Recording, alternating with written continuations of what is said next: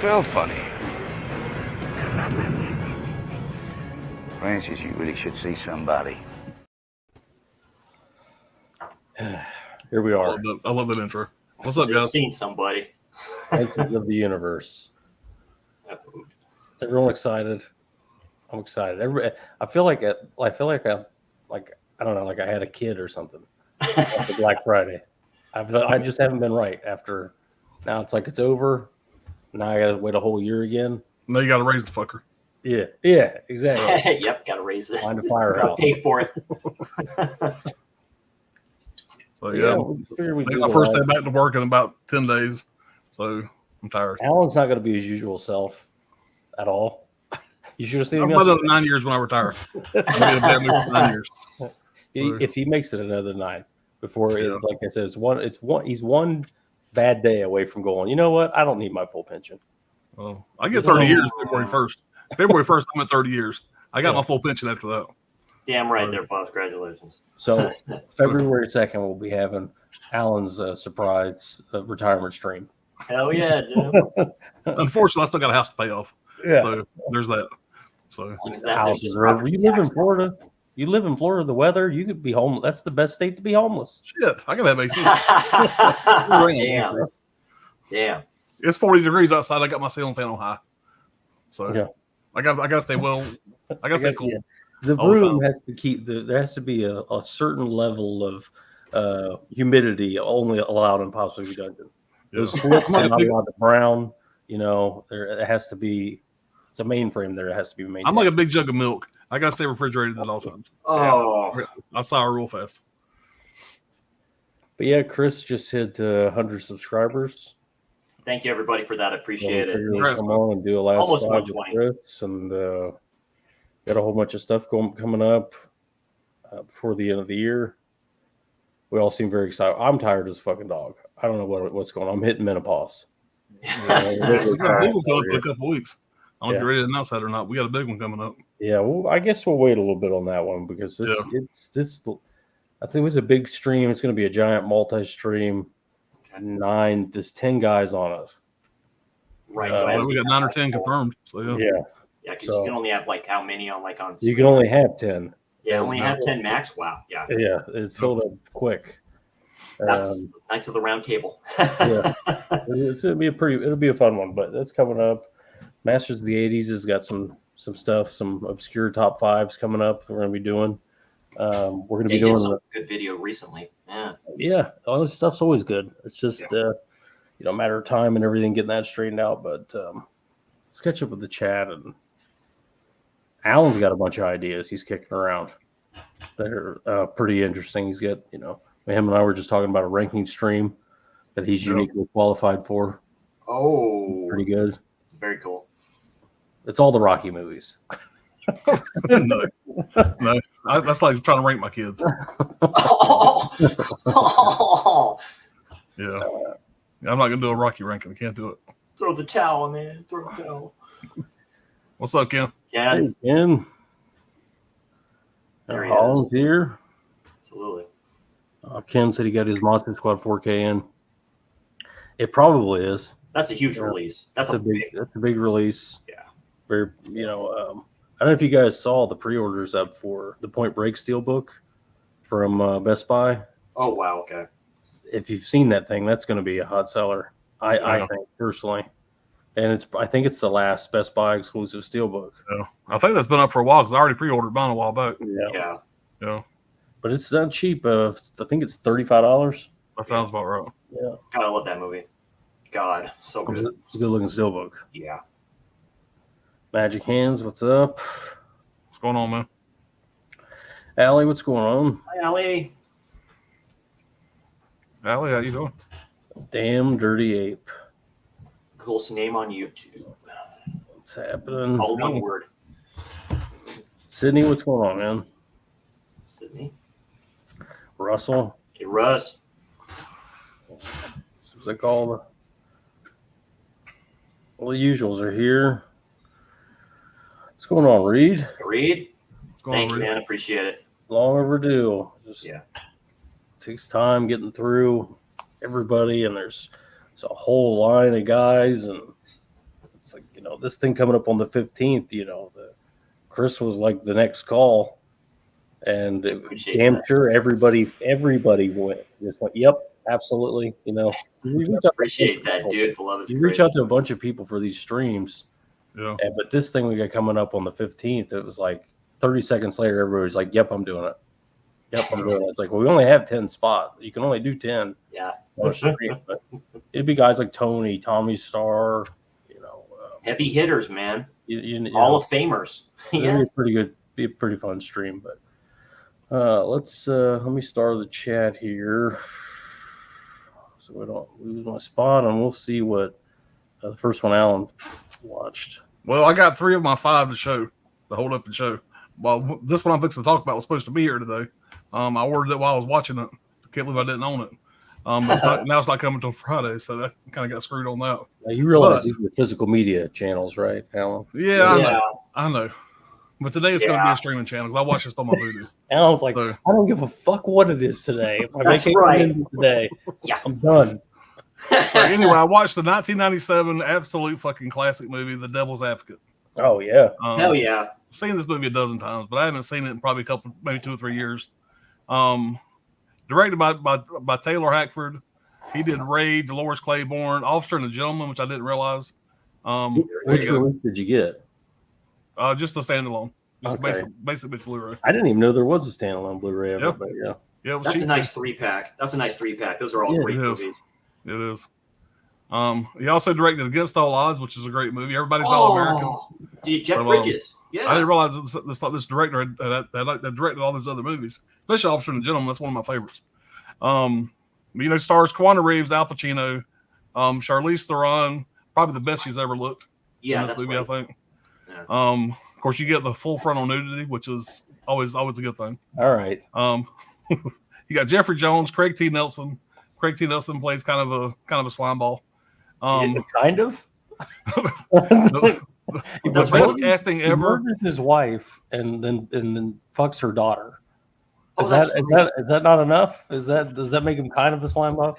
Well, Apparently he's been like sued 1 billion times throughout the I haven't movie. seen the film in years. Craig T. Yeah. Nelson is great in it. I tell you, he's really good in it. I don't cut you off. Delroy Lindow as the voodoo goat guy. Oh, yeah. That's Oh, the yeah. subterranean millionaire down there. Yeah. Yeah.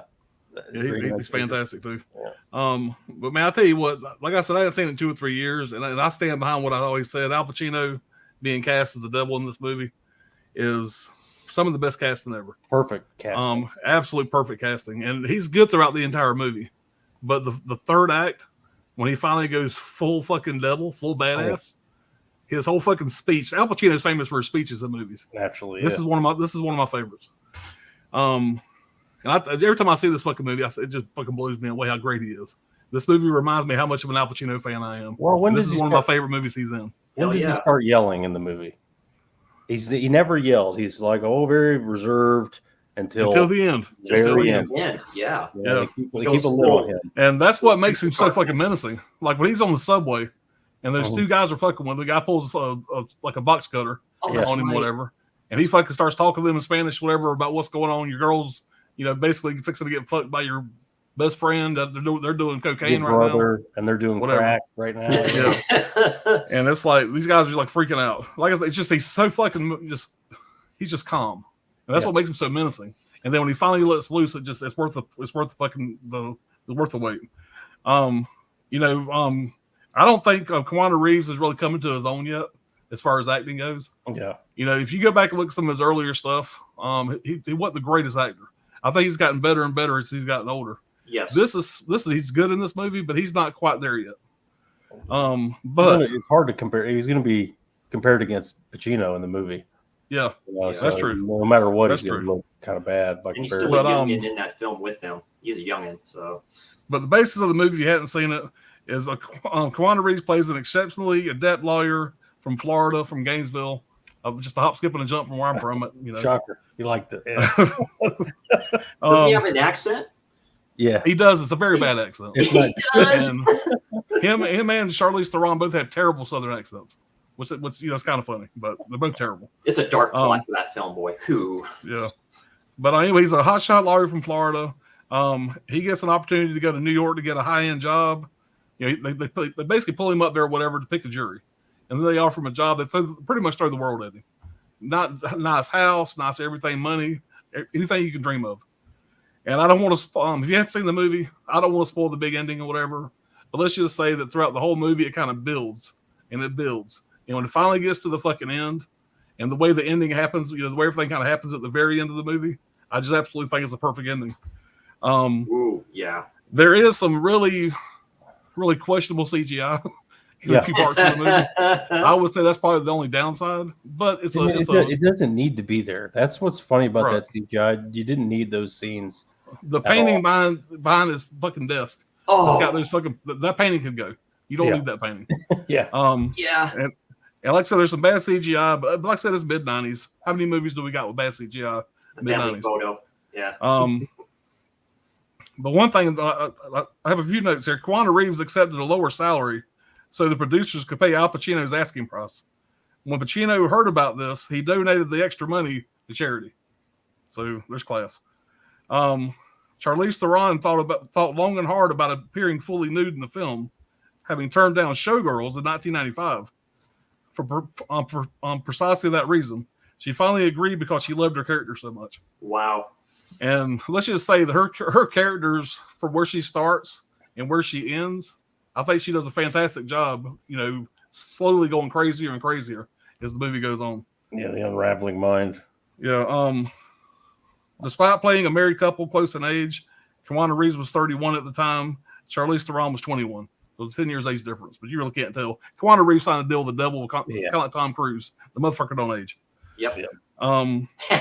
It's a fantastic movie. If we're going 1 out of 10 on this, are we doing 1 out of 5, 1 out of 10? What are we doing? I don't know. What do we normally do? Out of 5? Well, I think it's on Letterboxd. I think I give it a 4.5 out of 5. Nice. Out of 5 on Letterboxd. We do out of 10 on the WTF. On this one, we do out of 5. All right, well, it's 4.5 out of 5 is what I'm doing on this one. It's a strong ass movie. I can't believe I didn't have it in my collection. I dug through my fucking Blu-rays twice looking for it, but it will be here Friday. So stay tuned. You had a copy somewhere. I don't know. Oh, I've had that movie before. I promise you. Oh God, I promise you. A few times, but yeah, it's been years. Great. Vanity, my favorite sin. Oh, my favorite sin. One of my favorites. He gives the whole speech about God at the end, and he's like, you know, look but don't touch. Painted black. That's all. Touch, I mean, just touch painted but black. don't taste. Taste but don't swallow. Yeah. Yeesh. In the church when he's sticking his finger in the holy water.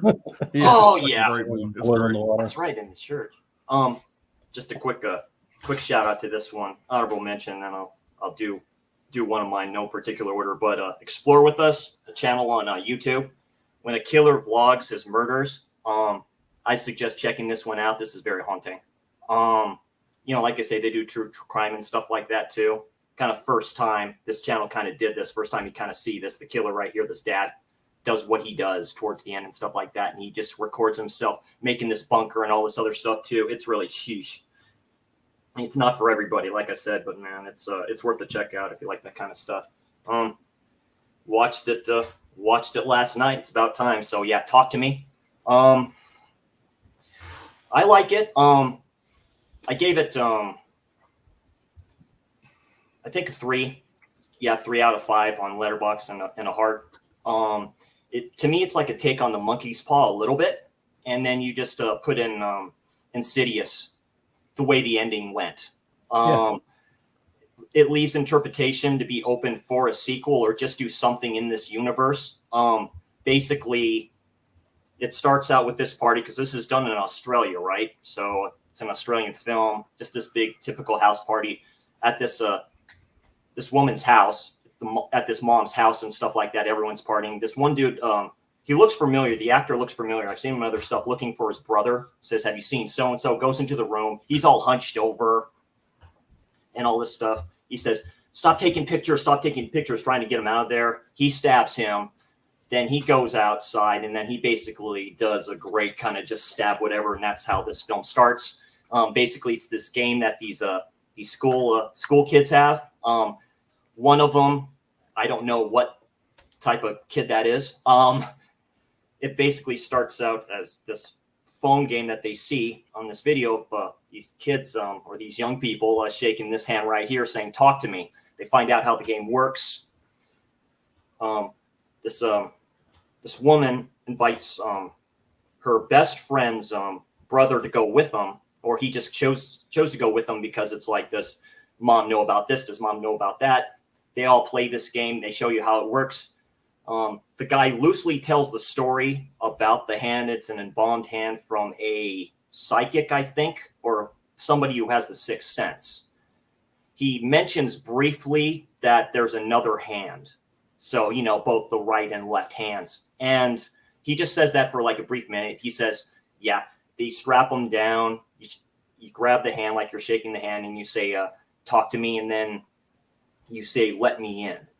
And then you'll have to take the hand off and then blow out this candle that they light before it happens. Well, something goes wrong with the girl's younger brother.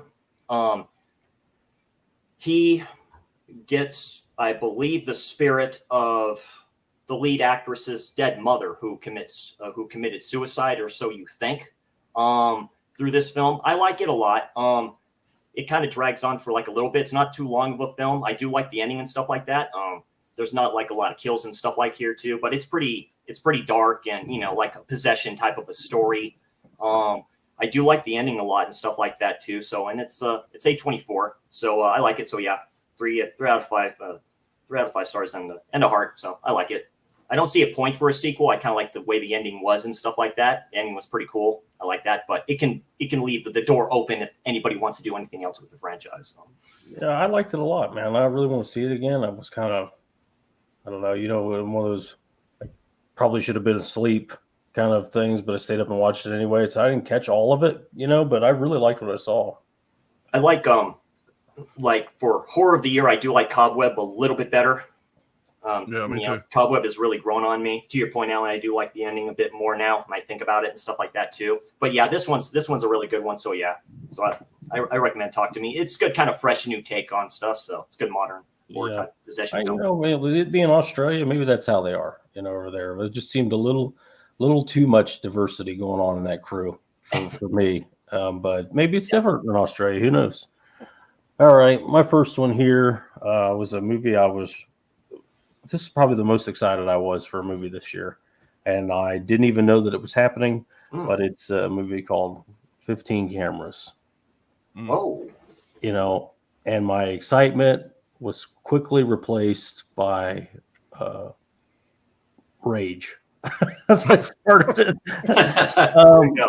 I started the movie and I'm like, it's going good places. And, I like what they're doing here. This is a trilogy. This is the third in a trilogy. 13 cameras, 14 cameras, and now 15 cameras. If anybody's familiar with these, the first two I like a lot. I guess somebody would call them guilty pleasure movies, but with my background and everything, I find them interesting and fun. And but anyway, it's the series is about a slumlord killer who has rentals, and he fills the rentals full of cameras that people don't know about. And he's a voyeur essentially, and apparently a multi-millionaire to have the real estate that he has where he has it. Doesn't matter, doesn't care, but he's this like really disgusting guy. Anyway, long story short, they made 2 movies. They were successful, and they were getting ready to start a third movie. The strike happened, and the lead actor, the guy who plays the slumlord, died suddenly, and they couldn't make they instead of doing a third, it was going to be a whole franchise, obviously. Instead of doing a third and then a fourth and all that stuff, they decided to try to wrap it up with this, and they replaced the actor. And it's just, dude, what you've seen this guy, you can't. There is no other guy on the planet that looks like this dude. Yeah, that very rarely works. It would work. It could work in a lot of situations, but not in this situation with this actor. Oh, okay. Very distinct looking guy, and that's him like cleaned up, looking his best. He almost looks like Michael Ironside a little bit. He's a very odd looking man, and you without him, you don't have a movie. And I didn't know that had happened. But anyway, so what this movie is about it's a couple who buy a duplex and they're gonna, but it was formerly owned by the Slumlord Killer, and it's all over Netflix. They have a series out about it. This guy's been on the run forever, and they got a great deal on it because it was one of his properties. And the guy finds a secret room inside. He finds that there are still cameras there, and he starts to get into the voyeurism thing, and it all kind of unravels. And suddenly, a van starts showing up in front of the house, and obviously, the slumlord has a safe inside the house, and he comes back to get what's in the safe. And I don't know. It works, doesn't work. I don't know. Judge for yourself. But if you're a big fan of the first two, I got it and watched it immediately. And it was a pretty big letdown for me just because you can't replace it. Just, I get what they had. They already had the money and they had already started the movie. And I don't know, but I'm probably explaining the story, but you have to know, I guess. But yeah, I don't know. 3 out of 5. I don't know, 2 out of 5. Okay. So the first two I recommend, but what country are those from? Are those they're American movies. films? Yep. Okay. Is it First like one takes place in Los Angeles. The second one takes place in New Mexico. okay? But yeah, first two I recommend. The third one, like I said. Oh, and this is an MOD, by the way. Oh, okay. It's a very quality, release. Okay. This was sold on Amazon. There you go. There you go. Oh, wow. Oh, okay. I get what you're talking about. Yeah, I got you. Now, that guy on the back of the cover, is that the actor that replaced the bad guy? Yeah, in the middle there. Okay. It's a similar looking guy. It's just, dude, once you see this guy, once you watch the first one, you'll go, they shouldn't even have tried. There's nobody on the earth maybe Brian Thompson could have been close. But you're not getting Brian Thompson for 15 cameers. It'd be like replacing Tobin Bell as Jigsaw. Yeah. No, you can't. Exactly. You can't do that. It's not a thing. It didn't work. And as you're watching the movie, you don't know that they're going to do that, and then you go, "What the hell is this guy?" And then you find out the guy died while they were on strike. Eddie, what's going on, man? Hey, Eddie. What's up, Eddie? Well, that's a good picture of him. That's a newer one. What he's saying? Chucky. Hey, Ken Carlson, Brad Pitt was supposed to be in the Keanu Reeves part. I could see him doing that. Yeah, I can see you do that. But at the time, Keanu Reeves was like the hottest thing in the world. Really, he was coming off the heels of a lot of great action roles. Yeah. Yeah, yep.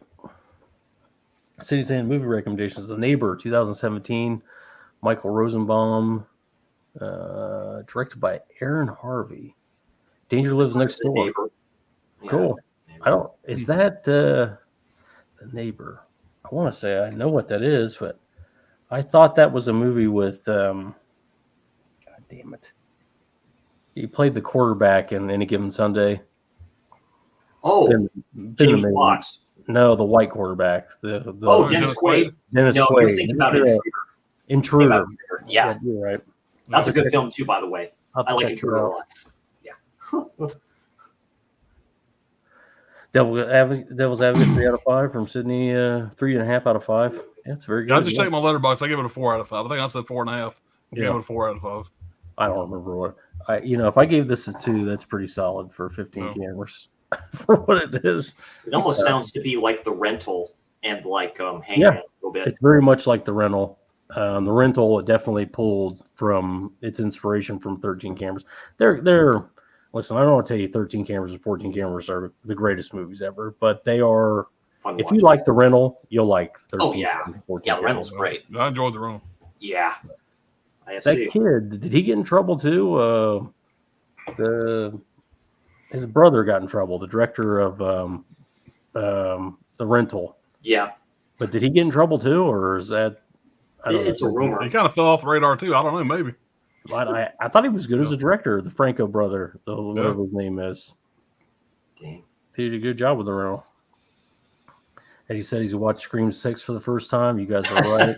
It's good. What's the shits? Yeah. Sorry, Eddie. Yeah. Yeah. But, it's good. It's good to see it anyway. I don't want to. Craig's not here, so I don't want to talk about Scream. I tried to But like it. I heard that they derailed that storyline. Completely. The girls aren't coming back or something, so they're going to have to redo it. They're going to have to start over. Or Barrera was fired over certain comments that she did, and then what's her name followed suit. yeah. But she's doing the Wednesday thing, Wednesday season 2, whatever Yeah, it is on Netflix. So the Fab Five or whatever they were called, Yeah, the group, the four or whatever. I don't know, four that horror. don't die. The brother that's supposed to die like twice didn't Yeah. happen. So they either got to reboot or, Yeah. I think they should do a Halloween Ends type thing. Obviously not Halloween Ends, but Your kill all- idea, bring Brad, was all a good the- one. bring all the guys back. Bring back Sydney and anybody that's alive. Yeah. Courtney Cox, bring them back, and then have Stu hunt them down, and then they all die somehow, and then just be done with it. I did like the homage to the films where it showed everybody like oh god, what's his name's character from Justified. I know he was one of the killers too, and it had his Timothy picture. Timothy Oliphant. Yeah. Yeah. That's what everybody liked. That's what everybody got to the theater But- for, was the damn, shrine. Yeah, the Everybody shrine. wanted to Yeah. see more about the shrine. All the masks and everything. Dude, But that's as great. long as these bitches keep making money, they're going to keep making them. Yeah. Oh, yeah. But They're still without making those, they're going to have to retool the thing and whatever Yeah. they do. Who knows? I saw Jamie Hart was talking about this. She's a Monster Scream fan. And we've mentioned this before. Wait until you have a fucking great idea. Why don't you just wait a few years till something awesome comes along Yeah. and it's a great idea and it works for everybody? Don't just make it just because it's time to make another one. Yeah. Wait a few years, come up with something really good, and then do it. Yeah. Trust me, That's what I'm Matthew afraid is going to Lillard's happen to gonna do it. Nightmare on Elm Street. I think one Yes. day they're going to get the green light to do a Nightmare on Elm Street and just throw some shit out there. Yeah, I hope they really take their time and do something worthwhile. make a really good story.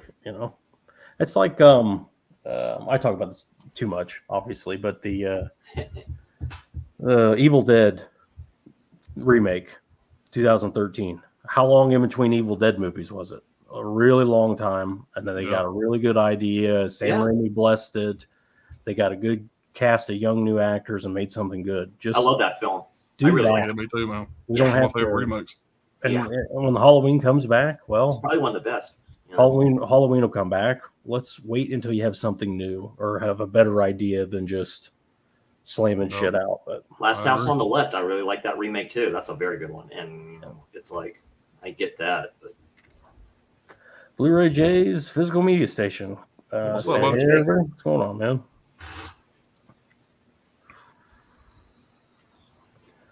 Jay saying he saw Talk to Me in the theater. I was on vacation in August. Didn't care for it. Didn't stop me from buying the 4K though. Yeah, watched it again. I liked it. That's good, man. I always try to watch everything twice for that it's a reason. good Dolby Atmos track for it. It's nice. It kind of helps with it. I'll have to score. Yeah, I know Steve's a big fan of it. I liked it the first time. I didn't quite catch all of it, and I need to really go back and watch it. There is again. an interesting scene where they're driving on this road or something like that, going home, and they stop, and it's like a dying kangaroo in the middle of the road. That's when you can kind of tell it's Australia. So that's an interesting scene with that. Yeah. Cindy Eubanks have a feeling to do a Talk to Me sequel. Probably. If it was Yeah. successful. Jay says it was already greenlit. Yeah, Oh, that sounds right. that is surprising. If it made anything, then do a sequel. I don't know. I just noticed the tagline of this movie, Brad. You'll enjoy this. So I also don't have this physical, and I'm getting it in. This is an IFC Midnight that was on their streaming service, but got released overseas, and it's a movie called Raz.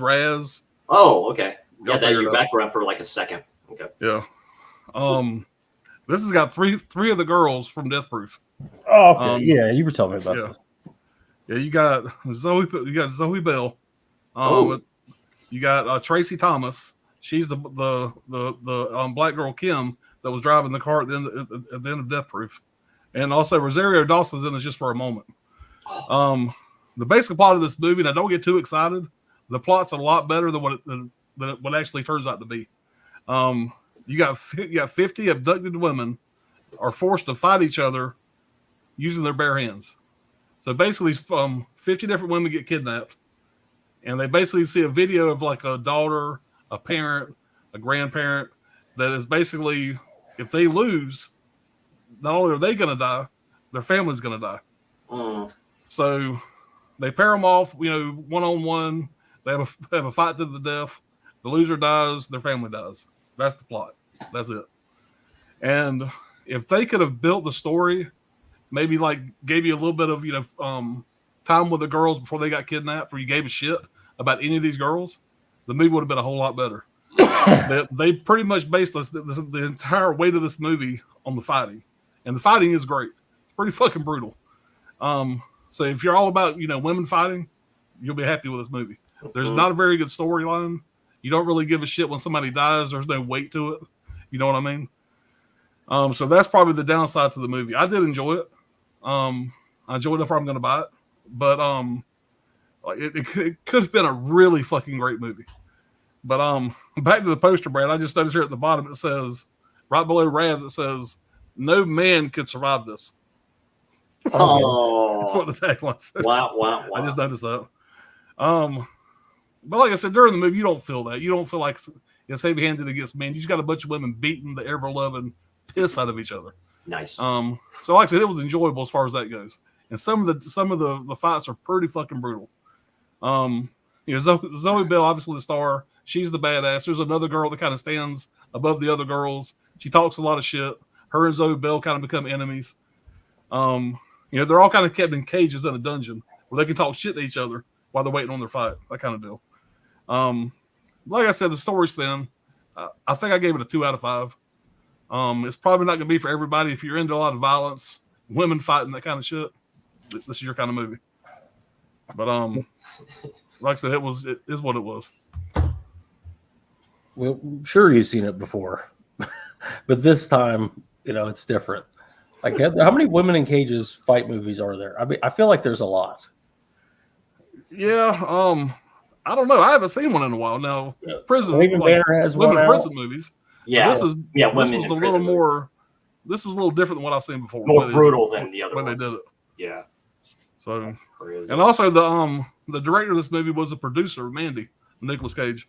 Oh, okay. And he also directed A Girl Walks Home at Night, The Boy, Cooties, and the 2016 version of The Greasy Strangler, which I didn't know there was a 2016 Greasy Strangler. Okay. He remade the Greasy Strangler. Strangler? Somebody remade The Greasy Strangler.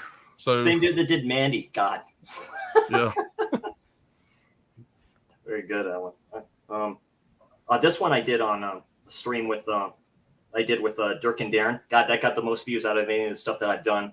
Basically, there were 4 Giallo-inspired films. One of them was this one, Last Night in Soho. I really like this film, directed by Edgar Wright, same guy who directed Baby Driver. Also, another lady in here, which, I won't mention her. Person's score kind of went down a little bit. That's why I don't look at a lot of modern, you can say, commentary on a lot of this stuff, It kind of take a different view out of it. This is really good film. I like it a lot. Let's see if I can pronounce her name right. Stars Tomasi McKenzie and my goodness, Anya Taylor-Joy. This one right here. She's a little thicker in this. I know she was in The Menu, so she's kind of thinner in that. This one, so basically, she goes to Soho, modern day Soho. She wants to be a fashion designer, and she's living with her grandmother because her mother committed suicide, and the grandma kind of tells her the story because she believes in her and all this stuff, gives her the pep talk, but she kind of explains to her, it ended up kind of taking your mother's life in so many words. She couldn't handle the pressure. A lot of stuff was kind of going on. It was different. You kind of see at the start of the film, she sees her mother in the reflection of the mirror from behind, kind of like a redhead, kind of like what she is and stuff like that. So she goes to this academy, this fashion academy and stuff like that. Meets this one dude right here. Kind of funny, he's the only black dude in the whole film in Soho. ends up not needing any help and stuff like that, ends up moving into this dorm room type place and stuff like that with this other chick who you can see kind of the seediness in her and all these women. They're all these young ladies just kind of vying for first and stuff like that. She happens to have a conversation with their other friends, like going, look, looks like we have a new club of the dead mothers club and stuff like that. Pretty dark shit in here.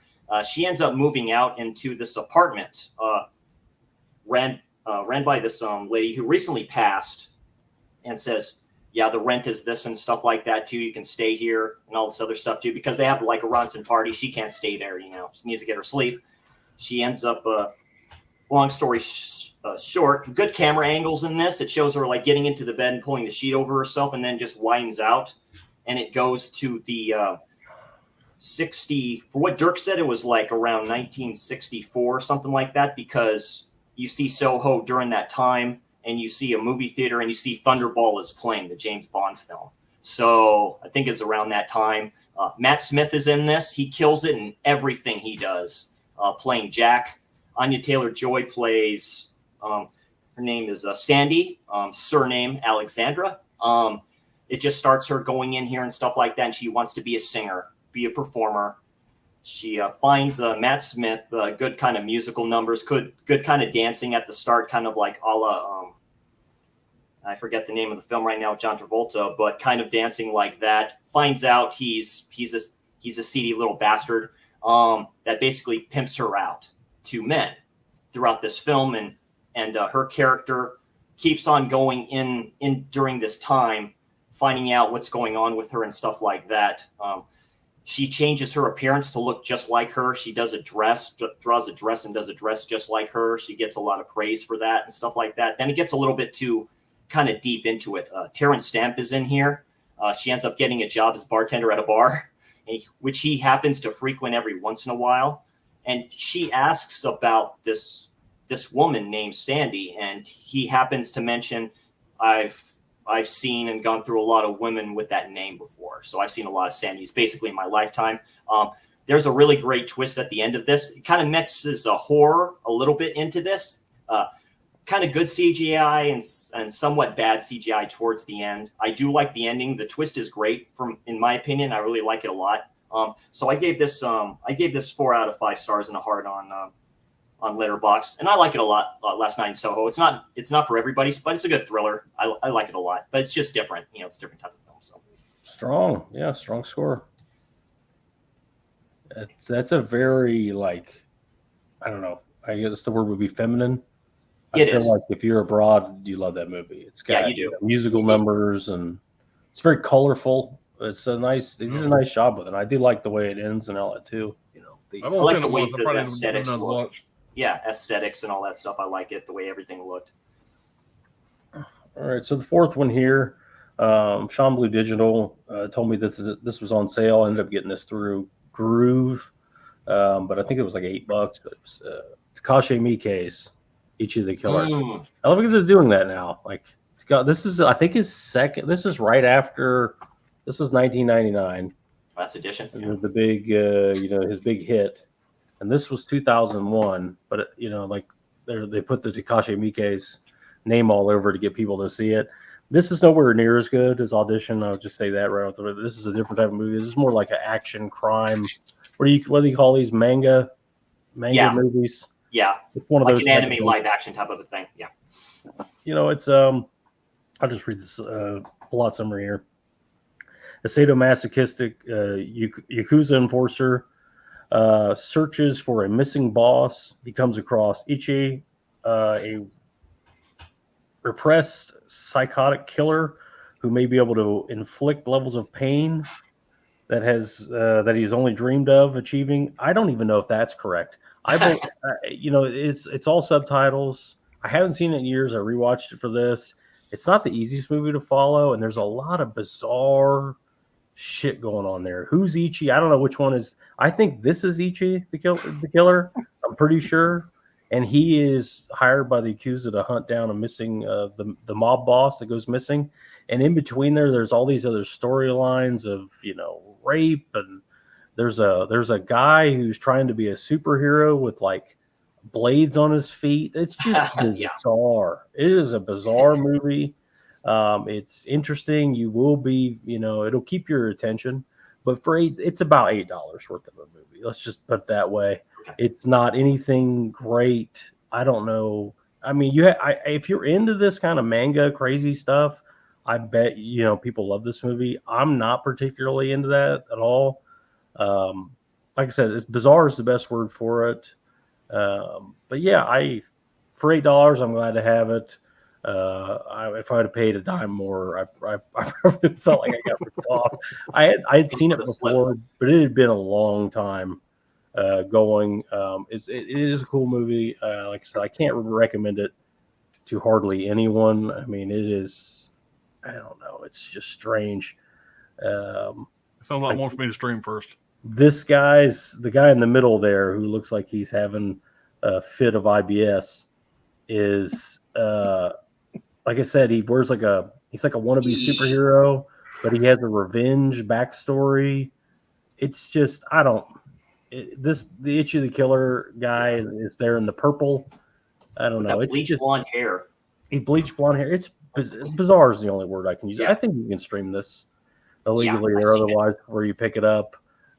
There's some cool visuals in it that let you know it's a Takashi Miike movie. Like this guy smokes and the smoke comes out of his cheeks. It's designed to be a very cool movie and very, very dated effects. But yeah, I don't know. If you know, like I said, I'm not explaining it very well. It's like his lips are cut there. I can't recommend this in good conscience to anybody. I don't know what I gave it. A 2 out of 5 probably. Not that great, but if you're a big Takashi Miike guy and you're into the manga stuff, check it out. That's a disapproving toss. That's terrible. Get this thing out of my hand. Get out of here. If you like manga stuff, I would say I'd recommend Riki-Oh, the story of Ricky. That's a good manga movie, in my opinion. But a lot of that can be hit and miss. I obviously bought it, and I'm keeping it. I just don't know when the hell I'll ever watch this again. Right. All right, let's catch up with the chat.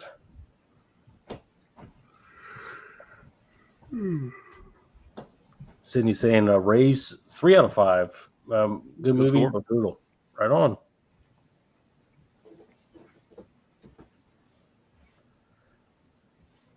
Allie said that they definitely could have chosen a better tagline for Ray's. Yeah.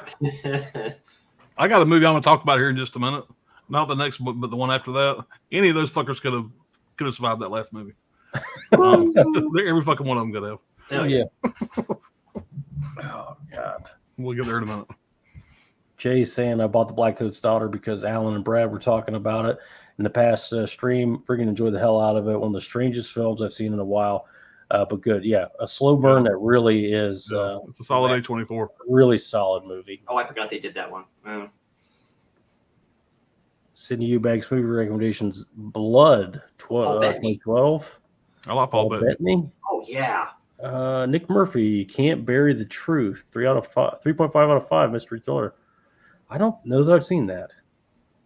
I haven't seen Paul Bettany in anything in a while. He's a good, tall dude. Hey, man. What's up, man? Congrats on winning the horror YouTuber of the month last month. Nice. I lost that a while back. Oh, very nice, man. Alan's like, why do you bring up old shit? Man, I loved one last night in Soho.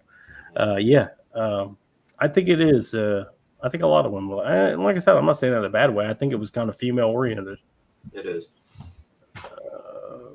Allie, I agree. Chris Matt-Smith is excellent. Everything. Yeah, he gets crazy. Just the way he just kind of does his acting and stuff. Every movie I've seen him, Morbius, he was the best part about that film. I mean, straight up. I mean, he plays his devious self. He can be like funny, then he can be just like that person. Riverman, what's going on, man? What's up, man? So he's been waiting for you guys to get films at home on the show to talk. You better get comfy and cozy because it's going to be a long. Love you, Riverman, but yeah. It'll be a cold day in hell before I do anything with that fucking bag. He's stuck at hello if he doesn't have a script in front of him. So,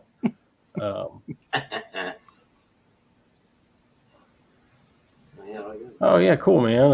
And Jamie Hart is up for it this month. Yeah. That's So awesome. if you haven't voted, then you got to go vote for Jamie Hart.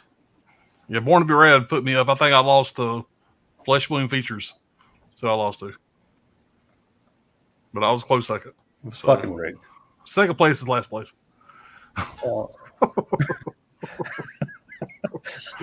Riverman, I highly recommend The Wailing if you're into Korean yeah. horror movies. Yeah, The Wailing is solid. Yeah, that's a good one. I've heard of that That's a one. good one. Yeah. I thought it was about. I fucking bought it. I thought it was about killing whales, harvesting whale blubber. Yeah. I was Coming out really- with 4K of that. So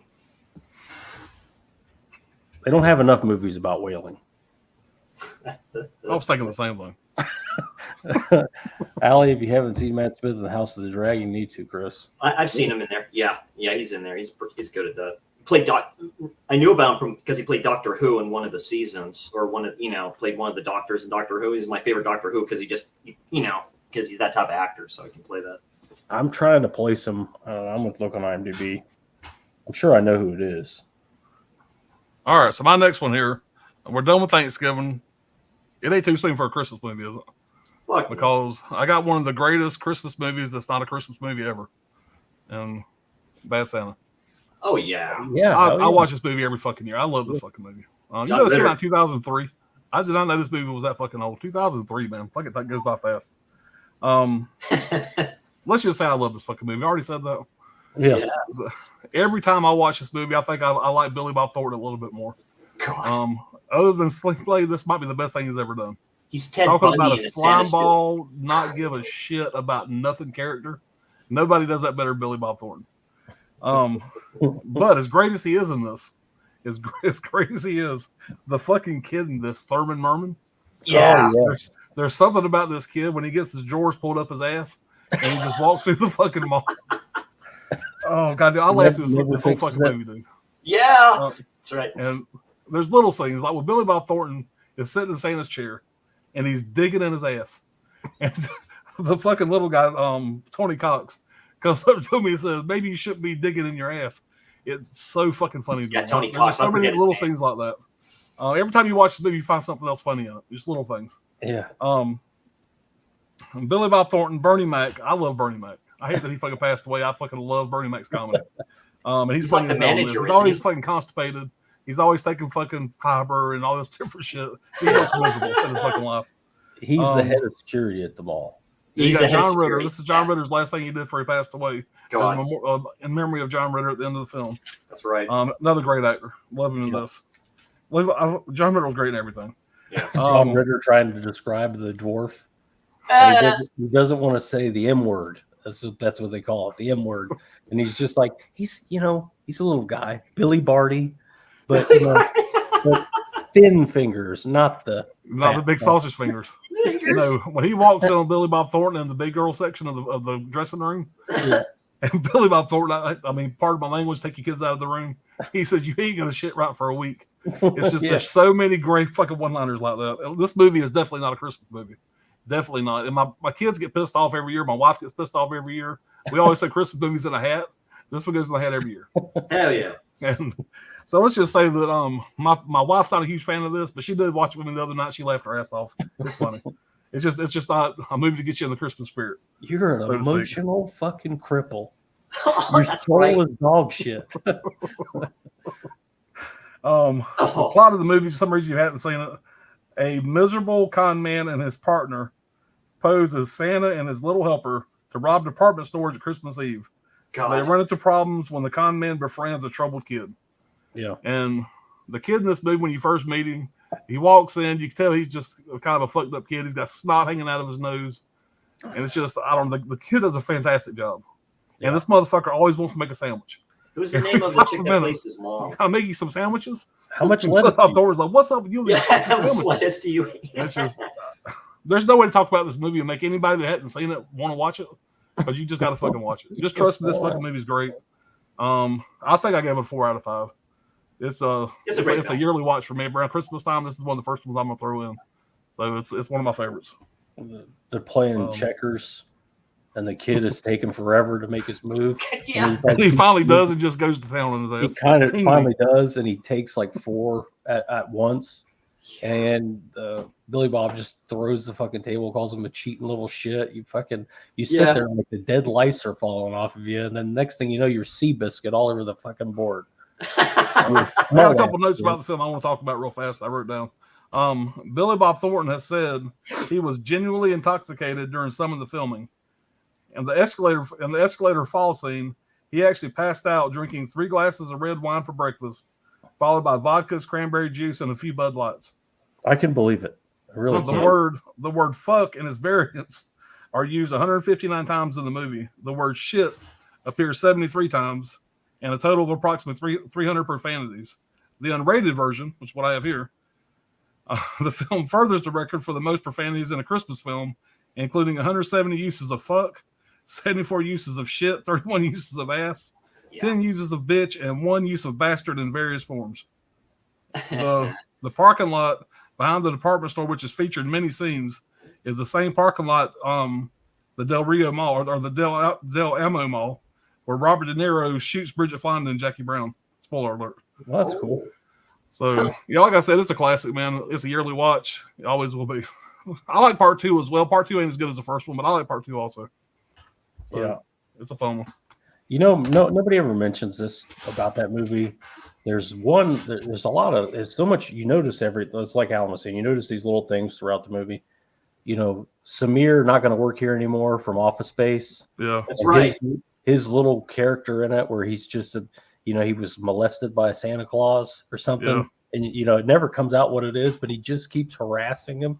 And it's just like, he runs up on Billy Bob Thornton. He's like, I am not gay. And then just starts fighting out of nowhere. I don't know. He calls him an ass clown, by the way, which was made famous in Office Space. So he called him an ass clown kind of from that. But what's funny is he's at the bar and he's scanning across everybody at the bar. Billy Bob Thornton is, and he locks on Samir, whatever. It's just dead eyes right on him. So fucking funny. Yeah, if you haven't seen it in a while, man, watch it again. It's a good laugh, man. And if you're gonna pick it up, make sure you get the unrated version. Yeah, it's better. Wow, great stuff. Yeah, it had the woman that was in Gilmore Girls played the mom, right?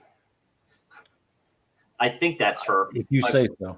It's one of those things. Either one of us look like we've seen Gilmore Girls. Of course not. But it's the iconic.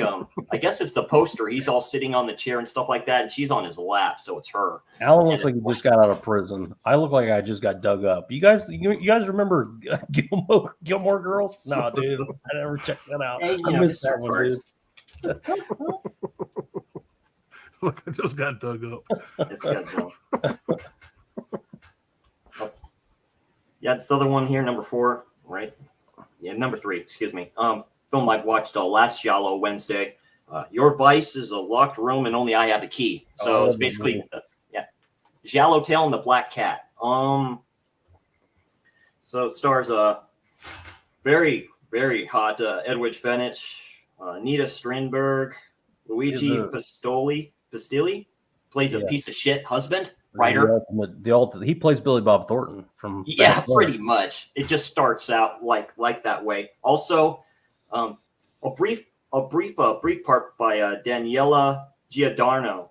She was in The Girl in Room 2A. You're not saying that right. You got to say Giordano. Giordano, and she was a former Miss Italy and stuff like that. She's in there as like a librarian's assistant for like a minute. Anyway, it's just that follows this writer and his very estranged wife-beaten wife. Starts out with a party with all these hippies and stuff like that, and he's talking about his mother. They start singing, start doing this. Yeah, start doing this dance on there. When everyone kind of leaves and stuff like that, and the maid is still there. Yeah, the maid is still there, or the servant, whatever you want to call her, on his lap, sitting. Resting on his lap. She comes out in the mother's dress. He, of course, gets turned on by that, but of course he's abusive and just does the deed with her. And it's just and they have in this mansion type house, they have this black cat named Satan, and she does not like that black cat one bit. The cat doesn't like her. Yeah, the cat despises her. So that's kind of where the story for I Like It with the Black Cat from Edgar Allan Poe, of course, cat, famously, the cat wants to kill me. Kind of goes back and forth. She has a cage of doves outside in like the backyard area. The cat happens to get into that, and she kills that cat.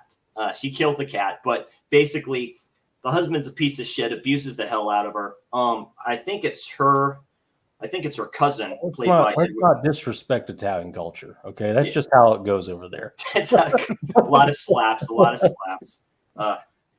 They go to pick up her. I believe it's her cousin, played by Edwidge Fenech. Benish. It's his cousin. Yeah, his cousin. Okay, because they talk about it like she's at a wedding. It's his niece. I believe it's his niece. Yeah, it's his niece. Because did we see her at the wedding or something like that, or a wedding or somewhere? I don't remember the details, but I'm pretty sure it's his niece. Yeah, because they think she's on the bus. She's not. She comes out, I think, on a car. Stuff like that. Just gets all the stuff. He, of course, is infatuated with her already.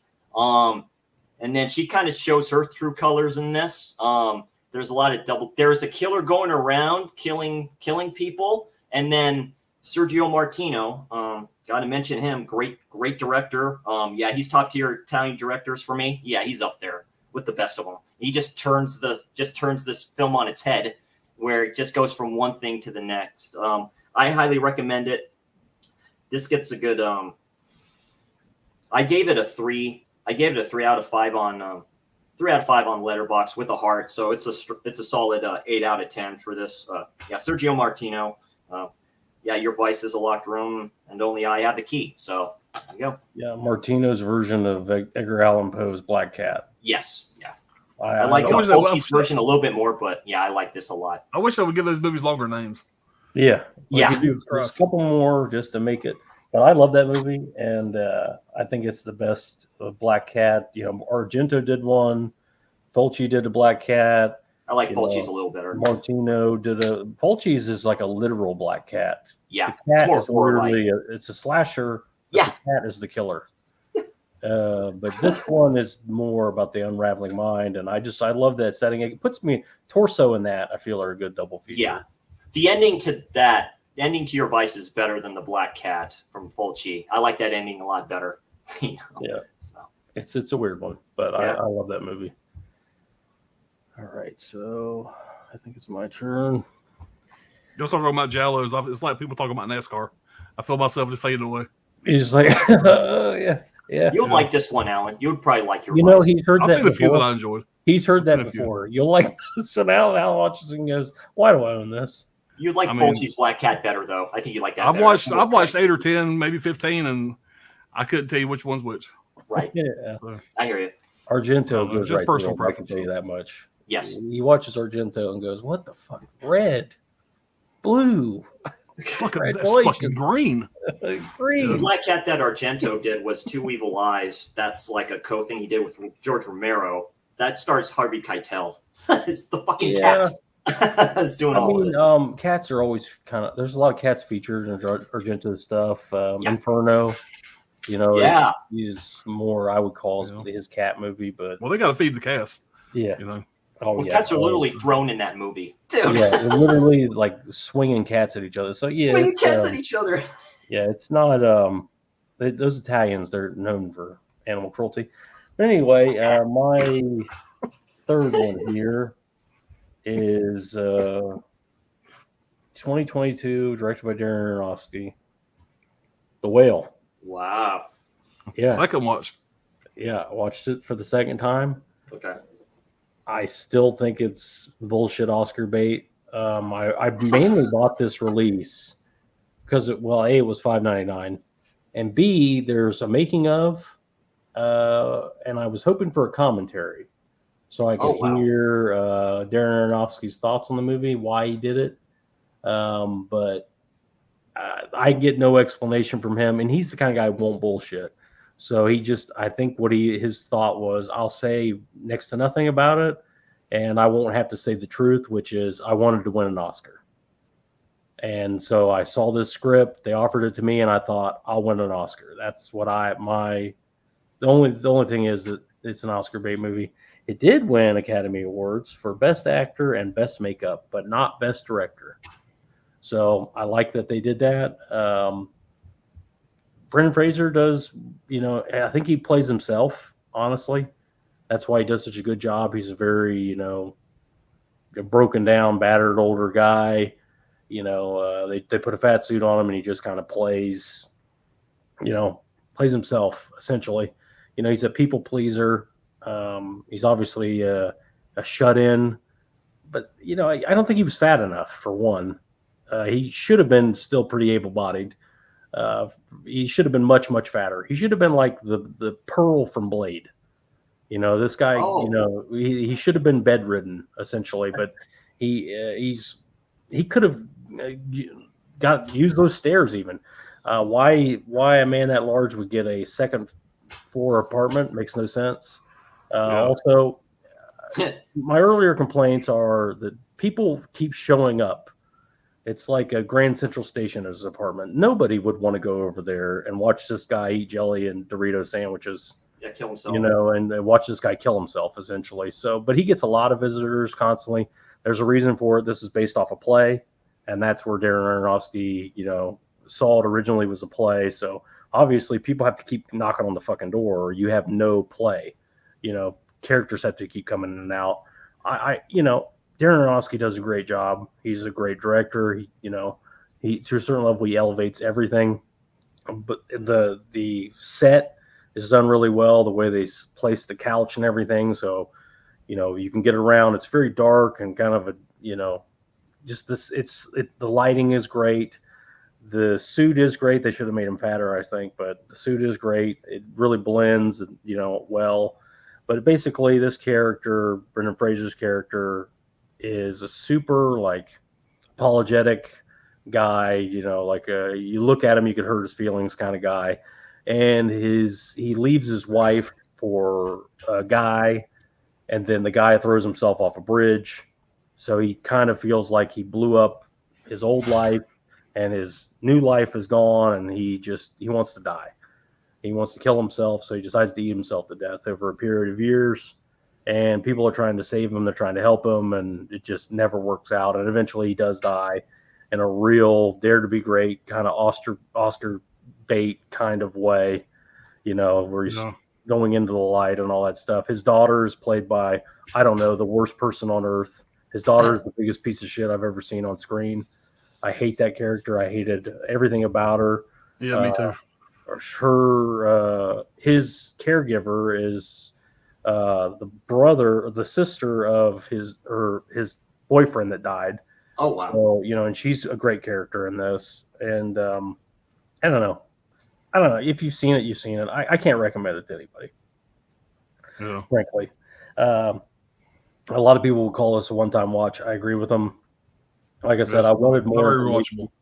I'm a big Darren Aronofsky fan. I really wanted to know what the hell he was thinking about this. I wanted to hear his thoughts on this.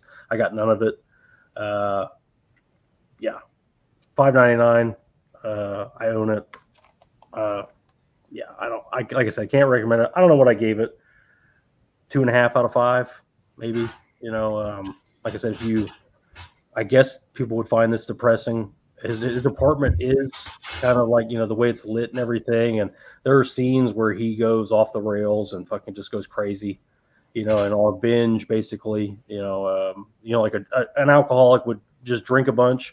Well, he just rips the fucking fridge door off and just starts slamming ranch dressing. And, it just goes crazy. So, I mean, I will say Brendan Fraser did do a great job, but again, he's playing himself, I feel.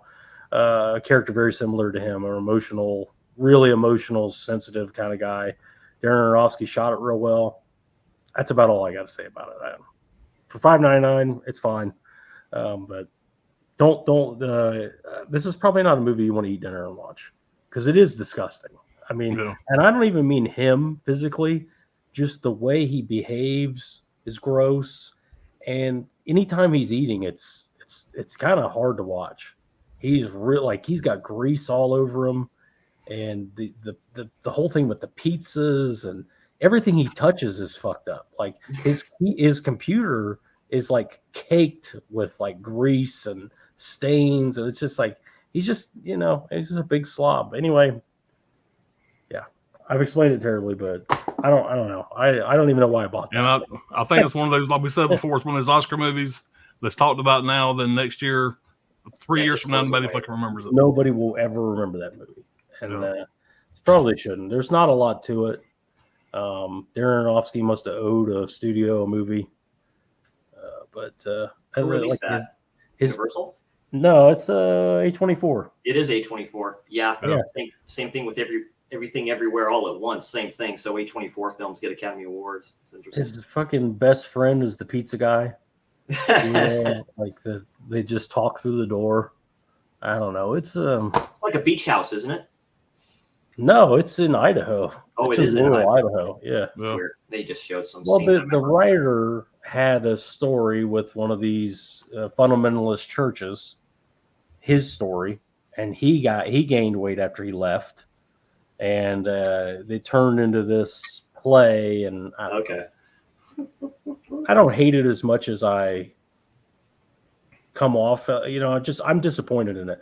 The Wrestler, I thought it was going to be another type of thing. I really had high hopes for it. Darren Aronofsky is really good at these basically tragedies. He's That's a what good writer. he's great at, is making a tragedy. And I thought that we were going to get, it's a resurrection, like he resurrected Mickey Rourke. I thought he was going to do the same with Brendan Fraser, and he did get a good performance out of him, but it's just not. Yeah. I don't know. There's just not enough meat on the bone for me, in my opinion. But who the hell am I? Damn Dirty Ape. Have you guys seen Miike's Imprint? I think that's where we start. I have to check that out. I have not seen that. I haven't heard of that. Imprint. Is there a good release of that? Let me know in the chat. Might be Arrow. Riverman, they don't make movies like Bad Santa anymore. They make Nope. comedies Yeah, have been absolutely. dead for I about was thinking that last night when I was watching it. Yeah, they've been it's like dead going, for yep. about 8 years or so. Sean, what's going on, man? Hey, What's Sean. up, Sean? Sydney movie recommendations. Fatale, Yeah. 2021. Hillary Swank. Deon Taylor directed. One mistake can change your life. 4.5 out of 5. I'm not familiar with that one. I have it. Hillary Swank is She is damn good in that. Yeah.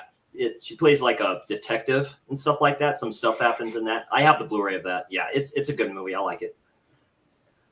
Okay. Ken Carlson. I hope VS upgrades Christmas Eve on 4K. I bet they will. It needs a better release. I agree. Yeah. That slip does not match. Is that Dick Randall directed that? I don't know who directed it. It's just a really strong, unraveling mind story. Yeah. Yeah, it is. He literally becomes Santa Claus. Riverman, John Ritter's second best movie, next to Problem Child 1 and 2. Yeah. I would have to say Sling Blade's my second favorite. Well, Sling Blade's probably my favorite. He's really not in Bad Santa that much. Yeah. But when he's in it, he's great. But I think his best performances, in my opinion, is Sling Blade. He's not funny, ha. Was Right. he in, was it State? The- Was that him in that one with the messed up TV set? And you get sucked into the TV set. That was called Stay Tuned, Yeah. right? That's an Yeah, old school. stay tuned. That was a good one, too. Whoa. Yeah. Let's see. Eddie, Love Bad Santa, definitely. Yeah. Oh, it's definitely a Christmas movie. Yeah. Christmas Eve, dude tries to rob the flip. But it takes place in what? California, Arizona, right? Well, Arizona is where the bulk of the story's at. Yeah. That's where John Ritter and Bernie Mac are. When he's just in his pit of hell in Florida or wherever the fuck he is, and the Christmas music plays on the alarm clock, and you can just tell he knows he's got to go back to fucking work, and it's that time. And he just goes insane on the fucking alarm clock. When he goes back to Thurman Merman's house, and he's like, where's your dad? Where's your mom? He said, where's your granny? He said something. I just live here with my granny. Is your granny spry? Is Granny spry? And when they walk in and she's all sprawled out in the reclining chair, they think she's dead. Yeah. And he sticks his that's head out right. there. Wow. He jumps, whatever. It's great. Forgot about that. So he has to get money together to get to the next gig. Yeah. So he steals a car and then takes the car home to find the safe, because he's a safe cracker. That's what he does. And as soon as he goes in the house, he just starts knocking paintings off the walls. And the first time I saw it, I just thought, Why? I didn't put it together that he was doing that. I thought he was just tearing the house up. I was like, okay, we get it. He's a piece of shit. Ken Carlson says, I believe Coen Brothers were co-writers on Bad Set. Yeah, they came in and rewrote part of the script or most of the script. Probably helped it, man. Yeah. Sean saying, Gilmore Girls, calm down. Takes the spot shots. Ali said, yes, it was Lauren Graham. Lauren Graham, thank you. Yeah. Gilmore Girls. So Yes. you're right. If me Santa. Sean says all of Martino films are worth seeing. I think he's very underrated. Really talented guy. What Have You Done to Solange is one I need to get and check out. That's his probably most trippy film. I don't think that's Oh, Martino. never mind. That's from a different director. That's Excuse me. Delmonte or Delamonte. I love Torso. Torso's Torso. banger. Probably his masterpiece. Yeah. Sean Fulci's Black Cat is very atmospheric. Yeah. More gothic wise. Cinema Jimbo saying, hey everybody, my last 5 were Malum. I've heard of that. That looks interesting. Long Arm of the Law 1 and 2, Barbarella, The Man and a Half Moon Street, and the documentary 2436. Oh, okay, cool. I gotta check that documentary out. Yeah. I want to pick that up. Man, I need to watch the Whale and Malum. I think Malum's a Raven Banner title, I'm pretty sure. But yeah, the Whale, I can't recommend it. But I watched it the second time and it was I think it's on Prime right now. I think I saw the Whale in the I know I saw the Whale in the theater, so it was pretty disappointing, I had to say. Sean says, I swear Brad always pulls the title to shit on it. I love it. Well, it's the last 5 movies I watched, whether True good, yours. bad, or indifferent. Yeah. Whatever, Some are good, some are bad. Yeah. I mean, sometimes it doesn't always work out. you know. Sydney Eubanks, The Whale, 3 out of 5, good movie, but hard to watch. Yeah. I mean, I can't empathize with that character. I'm a big fat fuck myself, but I just don't understand. I don't understand that character at all. It doesn't make any sense to me. But hey, there's got to be somebody out there like that. The writer was like that character. Riverman, don't feel bad, Alan. I purchased and watched Blood and Black Lace and sold the same day. Giallo is a hit or miss for me. Wow. My That's goodness. one of the That's all all-time. right. Subjective opinion. Yeah. That's one of the considered one of the best. So yeah, It Giallo's not for everybody, and Yeah. it's like they're like old man mystery stories.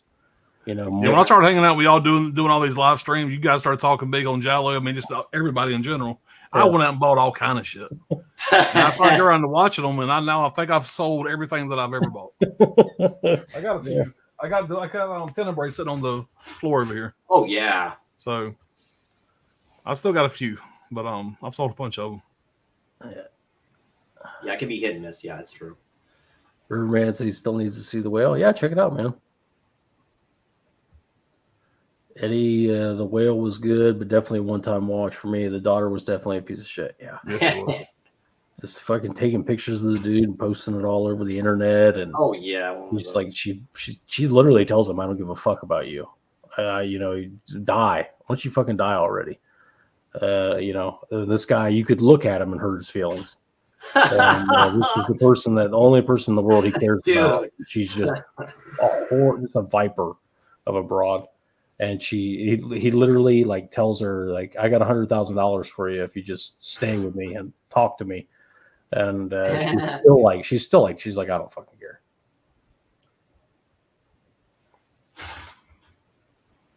Sean says, yeah, The Whale isn't something to watch multiple times throughout the year. Yeah, I mean, Christmas movie. maybe I'll want to watch it once. I'm not going to throw it away. I'm going to keep it. So maybe one day I'll want to watch it again. I don't know when that'll be, but sure. Allie Pearl from Blade, love that reference. He moved. Yeah, He moved. he can't move, and he moved. Yeah. But he should have been, much larger, I guess. Riverman is The Whale like a prequel to the movie. Yeah, could have been somebody that literally is a shadow. Gluttony. Yeah, gluttony. Well, Got what you deserved. Hey, Wild. Hey, Wild Wrangler. What's going on, man? Yeah, definitely don't munch on anything when watching a whale. Yeah, I mean, like I said, I the big part isn't the gross part. It's just how he is and how he behaves, and Man, anytime you start a diet, watch that, then watch Rocky. yeah, That'd be a good double feature. Straight up. it just, it'll bring you back up. That's right. Yeah. Brent Madison watched Monster Squad 4K today. Looked great. Another great Kino 4K. Yeah, Kino kills it. Yeah, I'm sure it's solid. What do y'all think about Kino doing these special editions? Like they got like 4 or 5 of them out there now. Kino But the only difference is they got a slipcover. Like the Burt Reynolds movie with White Lightning and Gator, Black Sabbath Running Scare with did Billy that. Crystal. Yeah. There's a few others that's just special edition is what they call it. No different features, nothing like that. It's just a slipcover. Yeah. So There's a reissue slip for Black Sabbath. That's when I picked that one up. I think Yeah. they know who they're selling to. Yeah. I I think bought they 3 know. of them. I was one of y'all's faults. Obviously, I'm the person they're doing that for. For an addict So- like myself, there you go. There you go. I haven't bought them out there in the Yeah. cart, but they're going to be bought. Like what a slip. It's like if I have it already and don't have a slip, oh look, it's with the slip there. $20, sure, why not? They hired experts to study Yeah. Pops Movie Dungeons channel. Basement yeah, Blues The Emerald channel. Force Powers booth. That's another one that Yeah. I've seen that's in my cart also. Oh yeah. There's that one too that has Lyle Alzado in it and Michael Ironside. I forget the name of it right now. I think Kino's releasing that too. It's like a tropey 80s film, I think. Late 80s when Lyle was still trying to do acting stuff. I just wish they would wait and do that if they give us the 4K of it. Just hold off, give us the 4K, then throw the slip on it. Yeah, Right. then do it. But we Yeah. got Kino sale is going on right now. So Yeah. Oh god. if anyone's interested. That's the last thing I'm going to say about the whale. The horrible bitch that's in this, his daughter, the actor, like I guarantee you that's who Darren Aronofsky was sleeping with that week. Oh. He acts like she co-directed this movie. If you watch the behind the features, so I think she's just playing herself also. Ragnar says any guesses on the $10 donation was in April. It's a slipcover. That's what I believe. I talked to Brian a little bit about this. I think he said it's a slipcover and it's supposed to ship with all the Black Friday stuff. Okay. I forgot all about that. I did that. Yeah, I did it too. So So it's coming. I missed out on that invisible slip bullshit. Yeah, So It'll I said, be fuck a it, I'm gonna do it this slip time. for a See what movie. it is. it'll be a slip for a movie we don't have. Yeah. Reissue of Incubus. I would do that if they had one. Well, they have a reissue of Incubus. It's available. You have to use your Vinegar Syndrome points to buy it. Oh, okay. It's I'll a use it around 1,000 Vinegar Syndrome points, whatever that ratio is. Okay. Is that 50 cents for a point or something? 50 cents a I don't know. purchase to get you a point. I don't know exactly how it works, Okay. but it's available. Damn Dirty Abe saying, there's only a DVD? It's part of the Masters horror series. Okay. Okay. Imprint. Wild Wrangler pre-order Monster Squad 4K now. It will come January 9th now. Really? Because there are people are getting that in. Alan just got his in. Yeah. I got mine Sunday, I think. Saturday or Sunday. A lot of guys are getting them in. It's like me and Umbrella. It was a back order, so it was the second bunch of stuff that they have. for those Maybe it is the special second I wave ordered. because it's sold out. Okay. Yeah. Yeah. It's a restock. Eddie saying Simple Plan, another Yes. underrated movie with Billy Bob Bill- Thornton. Yeah. That's Simple Plan rumored, that's rumored to be coming to Kino, from Paramount. That's a dark thriller type of a film, almost horror, but not. But it's really good. It's a great big bag of money movie. Yeah. Yeah. Cinema's Jimbo saying TerraVision put out. Okay, TerraVision. Okay. Uh, I want to see that. It looked really good.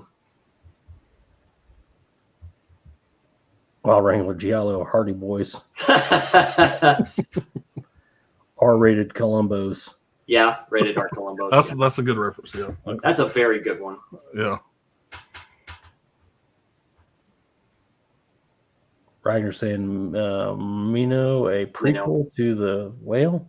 Yeah. Minnow Yeah. prequel to the whale. Minnow. Oh, Minnow. I can't read. I don't want to have you do this.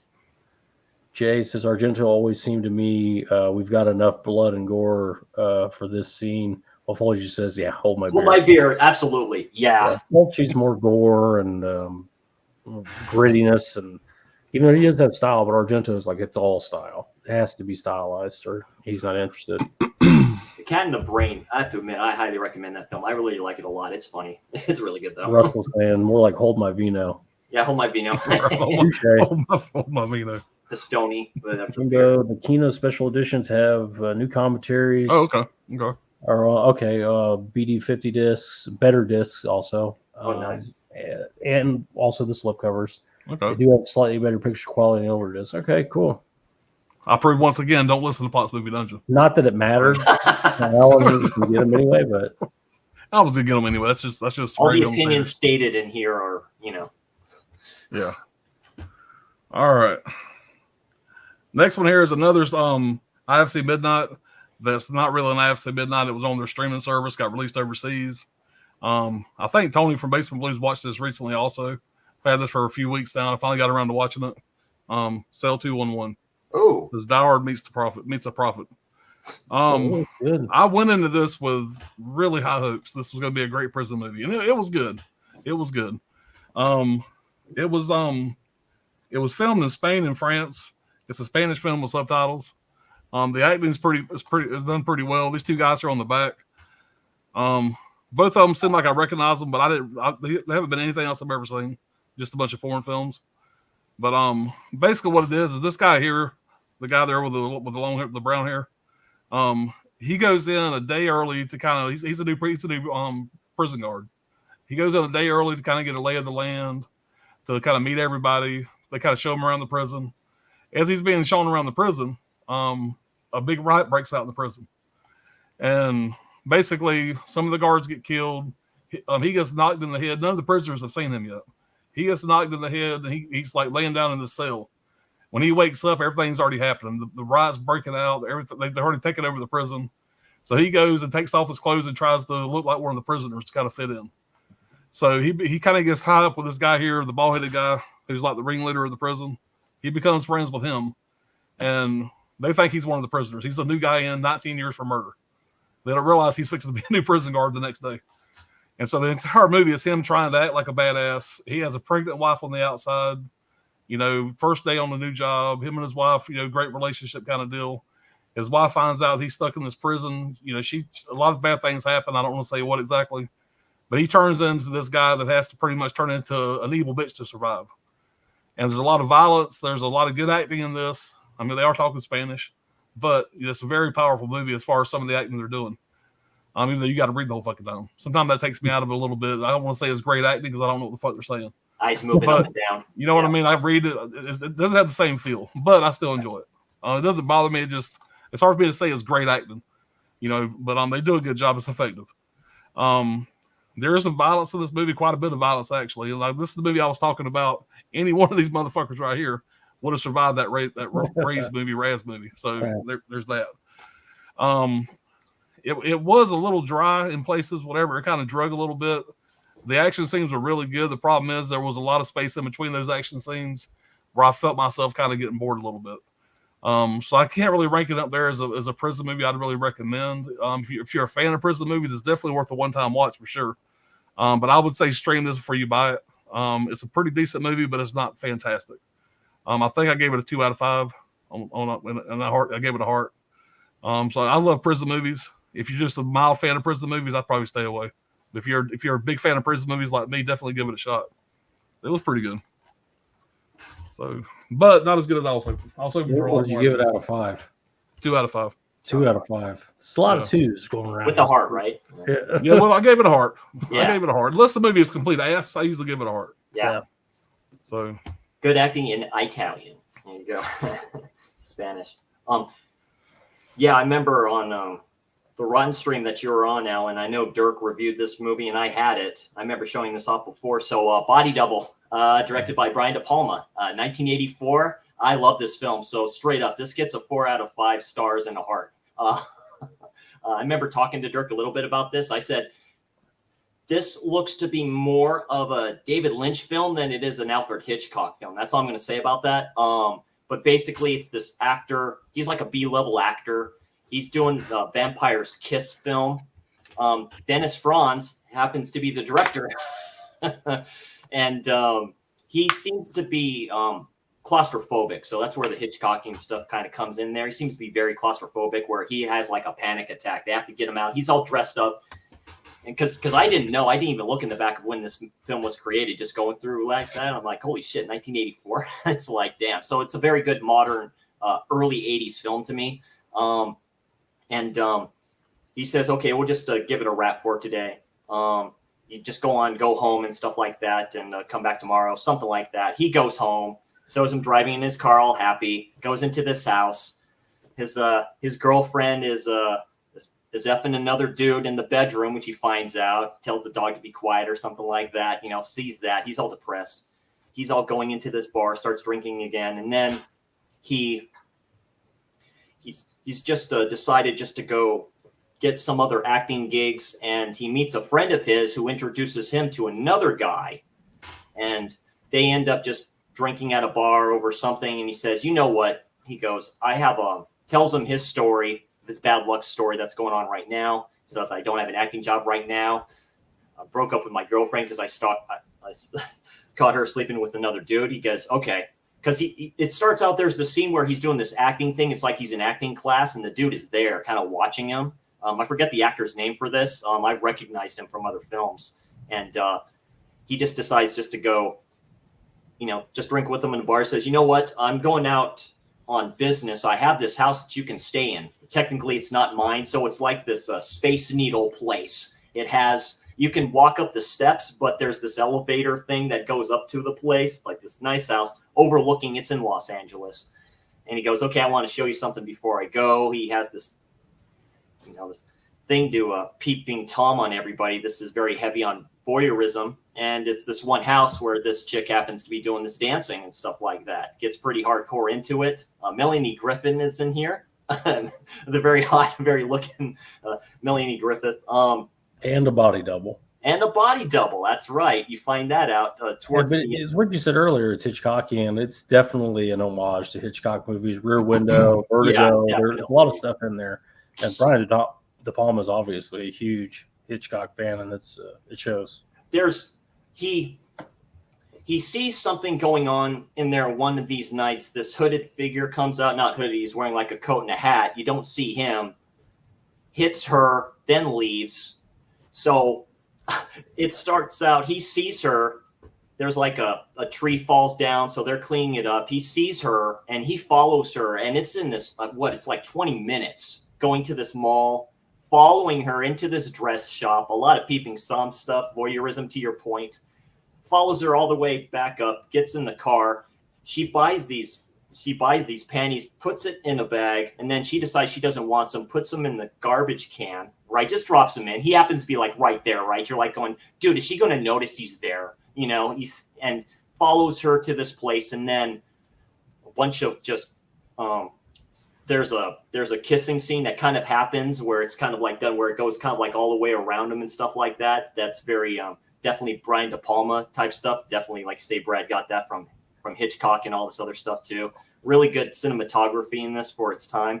And then it just gets flipped on its head. A murder happens, and then there's a scene where he tracks down this porn actress played by Melanie Griffith, and they do a scene, literally almost a shot-for-shot Frankie Goes to Hollywood video. Man, you can just do those videos like just right next to each other, and it just goes with the loop for that.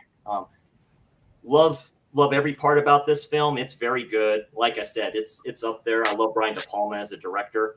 I would highly recommend this. This film's kind of ahead of its time. Yeah, that's Body Double. I love the ending to this too. It's really trippy.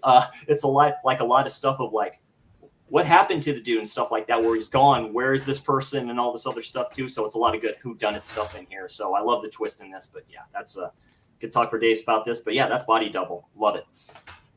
It's a really solid Brian De Palma movie. There's supposed to be a 4K of that coming. Yeah. Studio 4K. That'd be nice. But that release, I believe, is out of print. And then there's not imprint. Got Powerhouse. I can't remember what I thought it was in print. No, it's not Imprint. It's No, Imprint don't have one. Indicator. It's Indicator.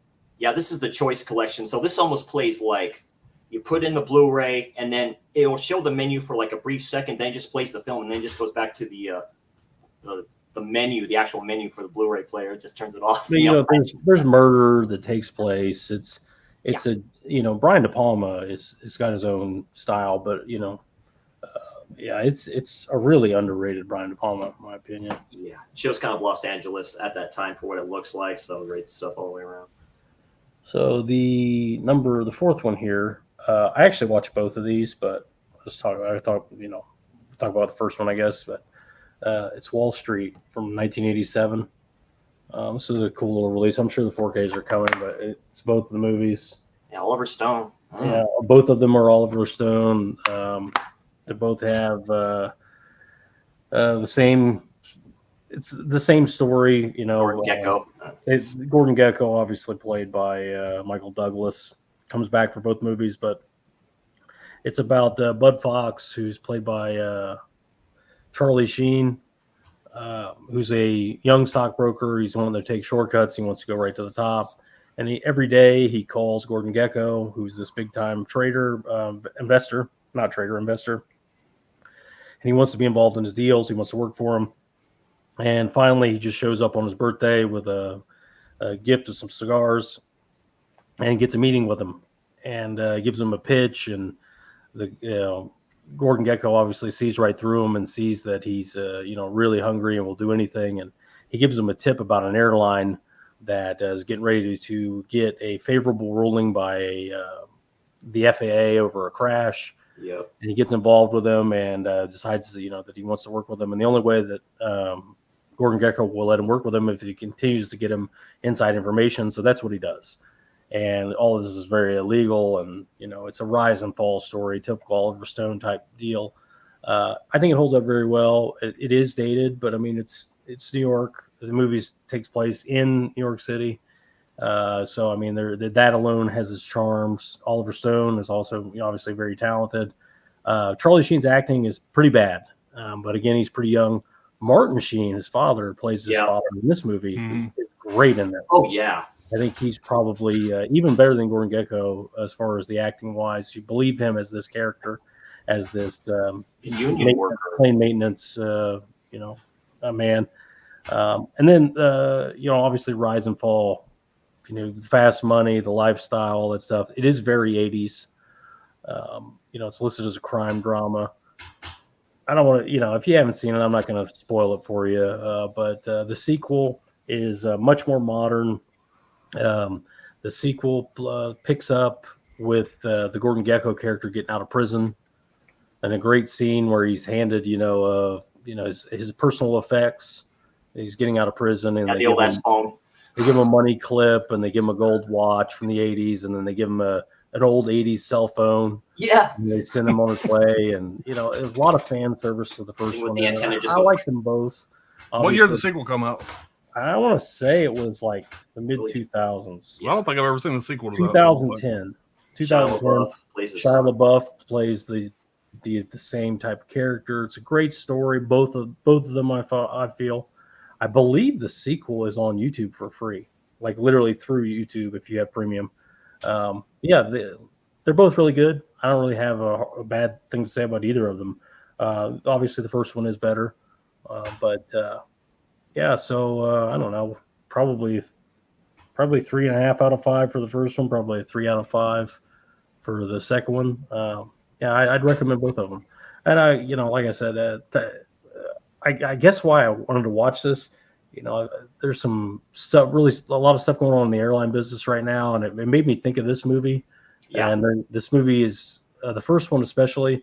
It features airline stocks a lot, so I don't know. I just end up watching them. I enjoy them. It's about once a year I watch both these. So, maybe they'll do a third one. Oliver Stone ain't doing shit, and Michael Douglas sure ain't doing shit. Why not? I just put them together. It is I have a fifth one here. It was at a heyday at that time. I remember that's the meeting that he has with Sheen and his father, right? Because his father's a union. He's a union head. He's the head of the pilots, not Yeah. the pilots union, but he Yeah. represents that airline's pilots, Yeah. or that airline mechanics. Yeah, exactly. But I wanted to say something about this. The second one takes place right before the financial crisis, and the financial crisis is shown in this movie. And I like anything about the financial crisis. I love that time. It was a great time for me. So yeah, I recommend both of them. You know, no Greed question. is good. Greed works. Yeah. But they tried to one thing I would say over the first one over the second one is the first one's much more grounded. It is still unrealistic, but the second one, it's like they're doing like way big deals, like oil company takeovers and things like that, and they're dealing with it's like a true sequel, whereas the stakes are higher, the bar is raised, that you're dealing with big players in this one, and then the sequel. So you have let's just say the good guy. I don't want to get too much into the story of the sequel, which is very good. The good guy is Shia LaBeouf, and his mentor is the good guy. And on his desk is like pictures with presidents and things like that. And the bad guy is played by Brett and James. The Brett and James character is played by Josh Brolin. Oh, His heroes are like Bill Gates, George Soros, stuff like that. There's pictures of him with those people. Oh, So I don't know. It was just a little too on the nose, but I did like that touch. yeah, that's neat. Yeah, different sides of the coin. Yeah. So Very good. all right. So we're here. Is that Daryl Hannah that played his girlfriend in It was that? Daryl Hannah that played his Yeah. girlfriend. Her acting's terrible too. But like I said, Pretty bad. they're kids. They're young. It's like Keanu Reeves on screen with Al Pacino earlier. Of course, Al Pacino is going to look better by comparison. You know, he was very young in that. And the same with Charlie Sheen. Charlie Sheen's doing what he can, but he's got some real heavy hitters he's on screen with. And the same with Daryl Hannah. That's another Oliver Stone film he did. Yeah, because he did Platoon, of course. Yeah. So, Ragnar says, I love Touch of Death, a very good satire. Lucio. Okay. I haven't heard that one. Cindy said movie recommendations: Motherless Brooklyn, 2019, Edward Norton, and Willem Dafoe, Alec Baldwin. Bruce Willis. That seems like a solid movie. Directed by Edward Norton. Directed by Edward Norton. Man, I'll have to check that out. That sounds really good. He's saying, hey. Russ is a fan of that also. Sydney saying Body Double 3.5 out of 5. Very good movie. Yeah, I think so too. Ragnar said Larry Cohen, yeah. Perfect Strangers. Yeah, Larry Cohen. Yeah. That's right. Yeah.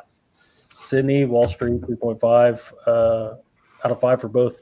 Yeah, the sequel is very strong, I find too. Money Never Sleeps. Yep. While Wrangler read the Abyss and Aliens 4K March. Yeah, I heard that too. I'm hoping we get Very excited for those. Yeah, The Abyss, T2 right behind it would be nice. I haven't seen The Abyss. in Also, True years. Lies. True Lies coming to 4K next year. Jay said, love Wall Street. Definitely top 5 Oliver Stone for me. Saw it in the theater Christmas time, 1987. I've tried to watch the sequel twice, fell asleep both times. Yeah, I would say it is a little slower. At the beginning, it's like, I don't know, like there's a lot about the energy business, a lot about, renewable energy and things like that at the beginning. And I think Newer age stuff, man. I think he was a little bit, too focused on that, but that's what the Shia LaBeouf character specializes in. And he doesn't give a fuck about the environment. He cares about money. So it's not about he does it in the fucking movies. It's going to make me money, yeah. The only green is money to me. I agree. It is a little slow, but on top of that, after that opening, you don't get any more Gecko for probably the entire till the beginning of the second act. So that's the that also slows it down.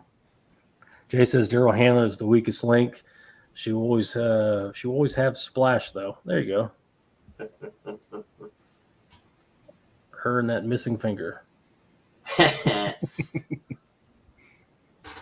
All right. Last one here. This is an A24. It's been sitting on my shelf for a while, been trying to get around to. Finally got around to it. It's a Western, the Ballad of Lefty Brown. Okay, I've never seen that. Yeah, great cast. You got Bill Pullman, Peter Fonda. This is the last thing Peter Fonda did. He died of throat cancer 2 years later. He's only in this movie for about 5 minutes. You have Lewis Pullman's in this. Lewis Pullman is Bill Pullman's son. Tommy Flanagan. Tommy Flanagan is the guy from Gladiator, Sons of Anarchy. The guy's got the scars on his face. Oh, He him? was Russell Crowe's like Squire or whatever it was. Yeah. You got Jim Caviezel, Jesus. He's in this. That's Plays cool. the mayor. The basic story here, you got Bill Pullman playing kind of the sidekick to Peter Fonda. They've been riding together for like 40 years. He's kind of the lovable sidekick. Nobody gives him any respect. He's kind of the bumbling idiot kind of guy, but he's very loyal. Peter Fonda always kind of took him in, that kind of thing. Well, it's not really a spoiler. They show it in the trailer. Peter Fonda gets shot the first 5 minutes of the movie. And basically, you got this goofy guy with a double barrel shotgun that's going to go across the fucking desert and try to find the killers. And so you got Bill Pullman, who's basically just a doofy bitch that is trying to become a badass so he can take out these fucking, bad guys that shot his buddy, basically. And there's like a group of 4 guys. You got Bill Pullman, Jim Caviezel, Tommy Flanagan, and Peter Fonda. They all kind of came up together. Jim Caviezel becomes like the governor. And Tommy Flanagan's an ex-alcoholic that kind of got his shit together. He comes to try to help Bill Pullman, that kind of deal. And there's a kid in the movie who does a really good job in the movie, young kid. And it's just basically it's a really strong performance by Bill Pullman. It's a kind of performance I've never really seen him do before. He has a very kind of a gruff, gravelly voice, whatever. He's got a bad limp. He got shot in the leg earlier in his life. And like I said, he just walks around with his double barrel shotgun and he's trying to be a badass. And he's falling down. He does a really good job in the role. It's hard to explain without watching it. Right. I'm a big fan of Westerns. So I really enjoyed the movie. If you're not a big fan of Westerns, this is probably going to be middle of the road for most people. I enjoyed this because, one, it had a great cast. I thought it had a pretty strong story. It's one of the best performances Bill Pullman's probably ever done. That's a strong statement. He's done some good stuff. But I really enjoyed him in this movie. At first, I didn't know. When I first heard him talk, I was like, I'm not sure I'm buying this or not. Not feeling it. But as the movie kind of went on, I kind of fell in love with the character. And by the time the movie was over with, I was a huge fan of it. I don't remember what I gave it on Letterboxd, whatever. I think I gave it maybe a 3.5 out of 5. But it's a very strong Western. It's a little slow at times. But overall, the story's pretty fantastic. It's got a great cast. Everybody does a great job in the film. And like I said, it's hard to find a good Western nowadays. One that I really enjoy. This is one that kept my attention the entire time. And this is a really strong A24 release. So yeah, it even says on the back, it says the best performance Bill Pullman's ever done, in so many words. But yeah, man, it's a good one. If you're a fan of Westerns, check it out, man. I think you'll enjoy it. That sounds pretty good, man. Yeah, great fucking cast. So it's a pretty good film. Yeah, I've been trying to look for newer Westerns. I'm that same way. My dad. Yeah, that's 2017 that came out. So yeah, no, I've seen some. Yeah. The newest, I guess you could say, kind of modern one. I saw that was with my mother in the theater. That was quite a few years ago. The remake of The Magnificent Seven with Denzel Washington. I actually like that remake a lot. So yeah, being better than I thought. I watched this one last night. Again, that was from the run stream that you did with Dirk There Allen and stuff like that. And I just added that to my pile of stuff to watch. It's called The Witch. This is from the Gothic Fantastico set that Arrow released. So it's a Spanish or Italian Gothic films, kind of like Hammer films a little bit. I really like this one a lot. So it's a playboy who, who's it starts out, he's basically a playboy type of thing. He goes from woman to woman. It's just one of those things. If he needs a place to stay, he can just go to one of these women to do it. It starts out where he's just with this woman. She's asking, when were you going to get married? All this other stuff too. He looks out the window and he sees this woman right here sitting out outside. This is done in Rome. It's done in black and white, done really well. Done, like I say, 1966. He says, she's out there again. So what do you mean? That woman right there, I've seen her since the last month she started showing up here. and all of a sudden he leaves, and he tracks her to this newspaper stand, gets like a newspaper clipping and stuff like that. And then, or she's looking at a newspaper. Then when she leaves, he comes up and goes, "What was that lady looking at?" And stuff like that. He shows her the newspaper clipping. She's looking, is a help wanted ad for a place in this, it's like this villa, like Gothic mansion type looking place. It's kind of weird when you kind of see it, because like I say, it leads a lot of corridors and stuff like that. So you go up into this place. So he takes the ad, he talks to her, and she says, "I'm looking for someone to categorize my books and my memoirs and stuff in this library." She tells the story. It's like, my husband died. This is all of our memories and all this other stuff that we wrote down and stuff like that. He tells her, though, that for the ad that she put in the paper, says, "I'm looking for somebody who's this and this and this," which is basically describes him to a T. He's like, "This is me.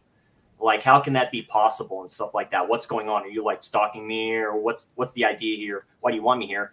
So he's like, "No, I'm just looking for that type of person." He doesn't want to kind of do it. And then you get introduced to her daughter, Ara, which is this woman right here. Of course, you see the typical cat right here. You see this cat every once in a while. You see, like you say, Brad, Italian films, you see cats in this film. She introduces herself to him and stuff like that. And then that's when it becomes a little bit more interesting and stuff like that. There turns out to be another person there, another man there that's been categorizing this stuff. He comes out of nowhere and like in this bathrobe, you think it is, and stuff like that. It's like, "What's going on?" Like, "Ara, I haven't seen you in months or something like that, blah, blah, blah. It's really good plot at the end. There's a reason it calls The Witch. I do like the ending of this a lot. Dario Argento probably watched this and got some of the idea to do Suspiria, because this a lot of stuff in here kind of screams that film. And I like it a lot. I gave it a 3 out of 5 and a heart on Letterboxd. I really like this a lot. So it's like a total of like, I think 4 films in that Gothic Fantastico set, if you're all interested in that, but I'd highly recommend it. But this one's a good one, so I like it a lot. That's The Witch, aka The Love Witch, aka something else in like English, or the American release that was released over here says something else, but I forget. So Made a modern Love Witch. Umbrella has a release of it. I wonder if that's related at all.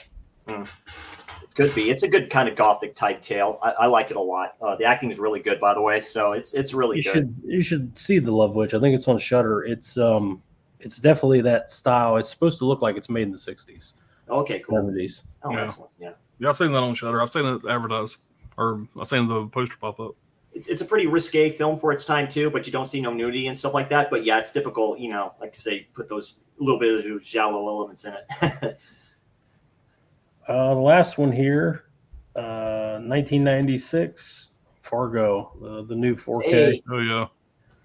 I can say this scan is really good. This looks really good in 4K. Really, and I kind of knew that that movie would do well with 4K. It lend itself well to 4K. But if anybody hasn't seen this movie, it's a Coen Brothers movie, old school crime movie. Great cast of characters in this. I can't say enough about the characters. Even Marge there. It's Yeah. yeah. Oh yeah. Yeah. Oh yeah. William H. Macy as Jerry Lundegaard. That's right. In this. Frances McDormand wouldn't be in this if she wasn't fucking one of the directors, but okay. Steve Buscemi is awesome as this, as Showalter, Carl Showalter. The Peter Stormare, the Swedish guy that's playing playing Grimjude. I don't even know what his nationality is. He's German or whatever the hell he is. He's always German. He's That great. guy's fucking great in everything he's in, by the way. Yeah. He's great in everything he's in. I mean, he's perfect in this. The cast characters is what's great, but I love this guy. I haven't seen him in anything else, but Harve Presnell. I'm sure you're not going to recognize the name. He plays Wade Gustafson, the father of the girl that's kidnapped, who's just like a one-of-one guy. Just the way he behaves, and just I've never seen a character behave that way, and you can just tell that it was a specific person they had in mind to play that guy. No gene, no money. That that thing. You're not selling me a damn car here. I just I don't know. I love the movie. I've loved it since I saw it. I think I gave this 4 stars and a heart, whatever that means. Really, really like it. I'll read the synopsis here. A Minnesota car salesman, Jerry Lundegaard's inept crime attempt falls apart due to his henchman's bungling and persistent police work of the pregnant Margie Gunderson. Basically, what happens is William H. Macy has embezzled money from his father-in-law's car dealership, and through fraudulent car loans, and he is trying to get the money back together to pay everybody back and invest in a deal on a lot to develop it. And you get the idea. His father has a lot of money, and he's always kind of like under the heel of his father-in-law, not his father, his father-in-law.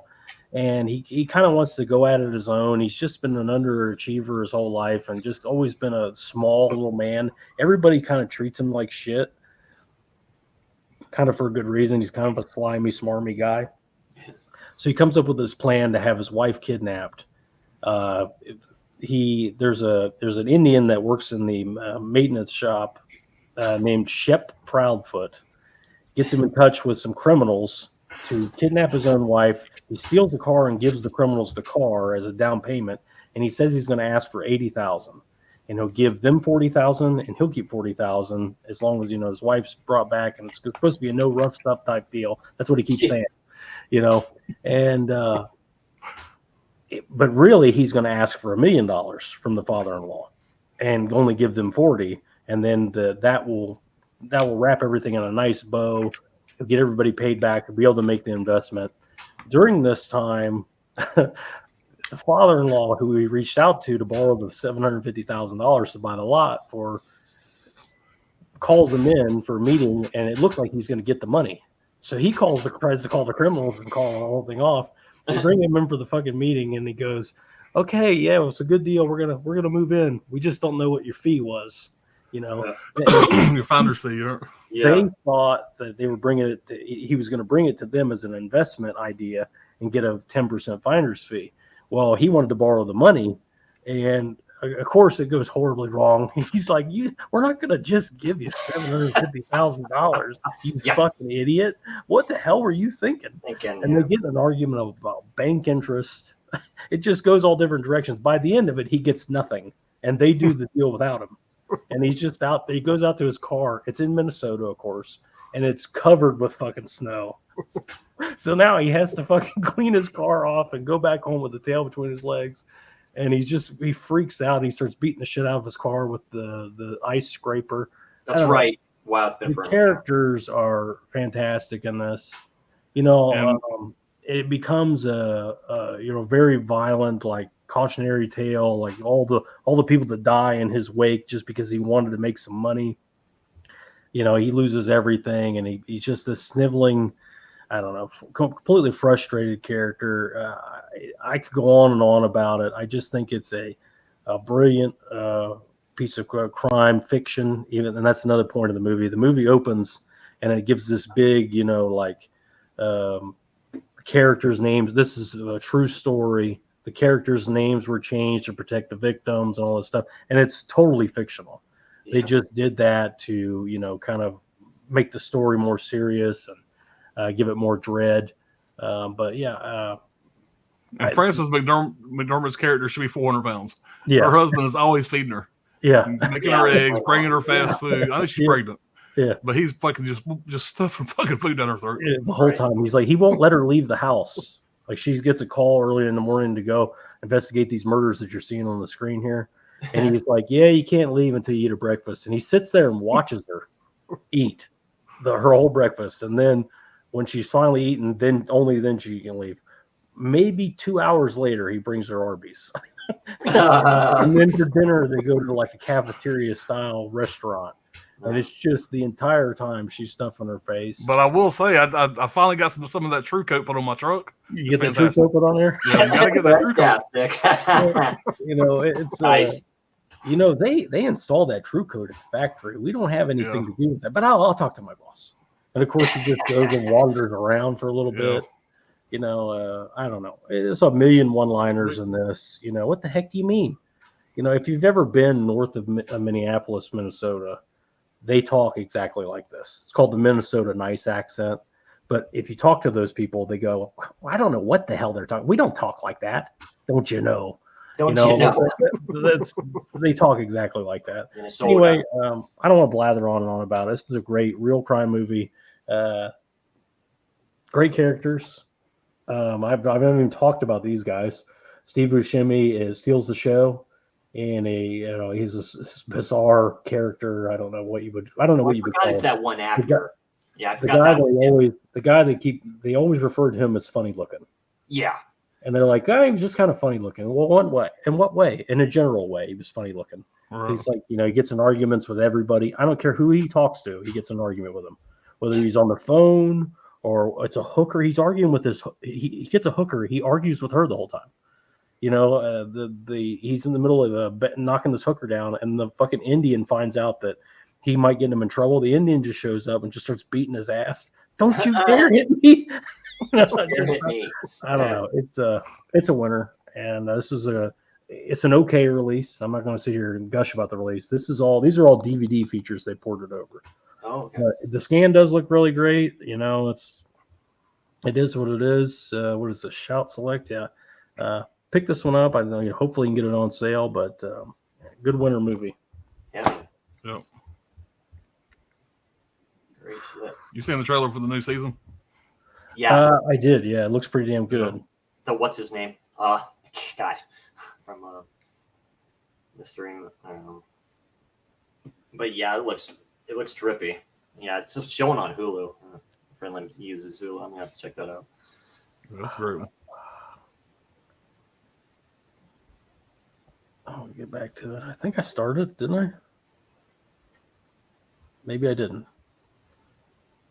Yeah, I'm about body double comments, so hang on. Okay, I think this is where we are. Allie says Lewis Pullman was great in Bad Times at the El Royale and Top Gun Maverick. Has anybody seen that movie, Bad Times at the El Royale? I've heard of it. It's an interesting modern movie. It takes place at a motel that's half in two different states. Yeah, I've seen it. Yeah, it's an interesting movie. Burt Madison got the Steelbook of Oppenheimer. It looked great, but a shock to the crazy sales numbers. Great watch, looked amazing. Was in my last 5 watches. Yeah, I haven't seen it yet, and I haven't either.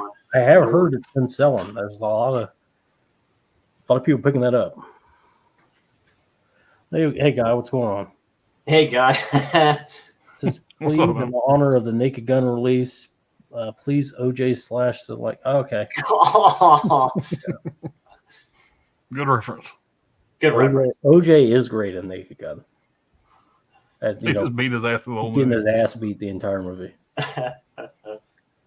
Jimbo saying just picked up 19 Blu-rays from Hamilton Book and only spent $115. A handful of titles, even had slips. Also got a steelbook, great price, and shipped very well. Yeah, Yep. Hamilton's the You can't go wrong with that. no. Hamilton Book doesn't pay us anything. They should. Yeah, They should. tries to prep them up forever. Yeah, dude. Sydney movie recommendations Waves A24 I've heard of that one. 2019 4.5 out of 5 on the best movies on tour. What the hell is that even about? Waves. I got it on the shelf over there, but I haven't watched it yet. Yeah, So I've never seen the trailer for it. I'll check it out. Sydney's a fan of Fargo. Bob Wrangler's a fan of Fargo. Jay says only heard great things about Fargo's transfer. Still need to watch mine. Yeah, I'm not that guy. I don't know anything about. I have a 4K TV with it's not the $40 Walmart 4K TV. It was a $1,000 fucking TV. Anyway, it's supposed to have all the specs. It looks great. I don't know. That's just my opinion on it. Maybe it doesn't have enough grain. I don't know. I'm so excited I don't have to fuck with the tracking anymore. Anything above that, it's gold for me. Yeah, I'm to not me- the guy either. To me, it looks good, is good. It looks really good, I think. Ken Carlson, where is Pancake's house? And we had pancakes for breakfast. We got to go get somewhere we can go get a steak and a shot and a beer, not more fucking pancakes. And you just wait the whole time for him to just beat Steve Buscemi's ass. You know he's just gonna be out aggravate there. the shit Yeah. out of him. The minute they're together, that he's just like, he's like, I'm gonna kill this motherfucker. Yeah, I this know dude's he's gonna die. gone. Yeah. Just sitting there smoking a cigarette. Nope. Yep. That's Yep. all you got to say. We've been driving. I've been driving I'm doing all the driving, and you can't add one thing in the way of conversation to kind of pass the time. Nope. That's it. Yep. I'm fucking hungry now. You know. What about the car? We split that. How the fuck do you split a car with a fucking Oh, chainsaw? God. Yeah. I would listen to your fucking bullshit all week. It's a good one, man. Yeah, it's great. Even the encounters where Steve Buscemi's not there, and there's a part in where an old guy reports Steve Buscemi to the police, and he's talking about an argument he got in with Steve Buscemi about horse. It's like I don't arrange that kind of thing, don't you know? You know? Don't you know? God. Came in saying, hey everybody, Hall & Oates, Fargo is great. Show's pretty good too. From the 2 seasons I've seen. Yeah, I think there's 5 or 6 seasons. Hall & Oates, Brad gives hearts. Yeah, I've given a few hearts. I can't think of many. Basket Case, I'm sure has a heart. Right, it's 5 hearts for 5 stars. Yeah, 5 stars, 5 hearts. What are we doing? Yeah, it's highly quotable film. Yeah. Law Wrangler, Brad's in Blood Christmas. I have it. I haven't seen it yet. It's on the watch before the end of the year. Is that the Robot Santa one? I believe it is a Terminator Santa type thing. Yeah. Jimbo says Harv Prinzel, who's in Fargo as the father-in-law, got to start in musicals. He was in the early 1960s MGM musical, The Unsinkable Molly Brown. And he was in Paint Your Wagon. It's also General Saying Save Private Ryan. Yeah, I love those one-of-one characters that the Coen brothers come up with. The Big Lebowski with the actual guy that's playing the Big Lebowski in the wheelchair and the way he talks and all that. Put me in mind of this character a little bit. Yeah, he's the guy in Saving Private Ryan that did the Abraham Lincoln speech or read the letter. Oh, right. Yeah. He's just like, these guys want a goddamn $1 million. Stan, what do you say we offer him $500,000? You're not horse trading here, okay? These are kidnappers. You can't offer him $500,000. It's his daughter he's bargaining for.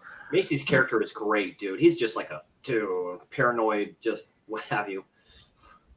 Yeah, Fargo, I think, is a winner. It's a strong, it holds up really well. I mean, the 4K, I can tell you the weak parts of the 4K is those guns are fake as shit in the movie. Like, you can tell they're very, very fake. And the 4K kind of, like, Marge is pointing her gun, the barrel's plugged. It's clearly a prop gun, but it just doesn't matter. It's just, it's not what the movie is. It's about the love of money and the destruction it can cause and how fucking stupid the Lundergaard character is and all the shit that, I mean, like 50 people die. I don't know how many people die in this movie, but it's like everywhere these criminals go, people are getting killed. The whole scene where they get pulled over. Yeah. You'll take care of it. And he's just like, he's got blood all over him. He's like, whoa, daddy. Blood all over his lap. I don't know. It's a winner. Eddie says Fargo is a favorite Coen Brothers movie. Got to pick up the 4K. I was going to wait on it, but Alan had an extra copy, and I'm glad I grabbed it. It's not like these go. I mean, it's like $28 now. What's it going to go to? Like a year from now, it'll be what, 24? They just don't. Those don't drop in price a lot, but during a sale, you'll save a few bucks. Nothing major. Nothing worth waiting. Too, you want to go and get it. It's no, no reverse art or anything. They do got some good disc art here, but it's hard to say if the slip will stay around or not. It's hard to say with the shout selects. Some shout selects, the slip goes away. Some they fucking stay forever. Yeah. So you never can tell if you're into that kind of Like thing. an eco case? No, it's a real case. But yeah, the smartest It's woman funny. on earth. It's funny they put them on the Discord. Yeah. You're a whore in Brainerd, Minnesota. Yeah. Yeah. I one thing I do like about this movie is the logistics. You know, as somebody that travels the country, the logistics are correct. You know, it's not like a fictional city, and all these are real places, Yeah. and it's all in between Fargo and Minneapolis. They're on their way there, they're on their way back, and they stop at these real places. And Brock Lesnar talks Minnesotian. He's from there. I don't know where Good you're talk. I don't know where you're gonna find horrors in Brainerd, Minnesota. But home of Paul Bunyan, Babe the Blue Ox. That's right. They mention it about 50 times in the movie. I do. Fargo TV show, I liked it, yeah. Scolder was Scolder. So it's called. Wild Wrangler, Pops Who's Tracking Who. He was referencing the tracking on a VCR. I got you. Wild I got Wrangler. you. Guy who's tracking who. Put the bong down.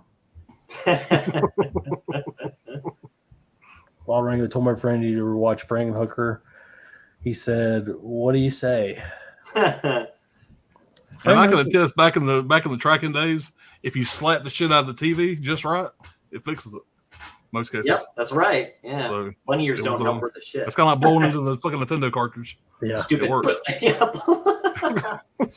Wild Wrangler. He's never heard of Frankenhooker. I said, "Well, yeah, Frankenhooker's awesome." Yep. I'm a fan of it.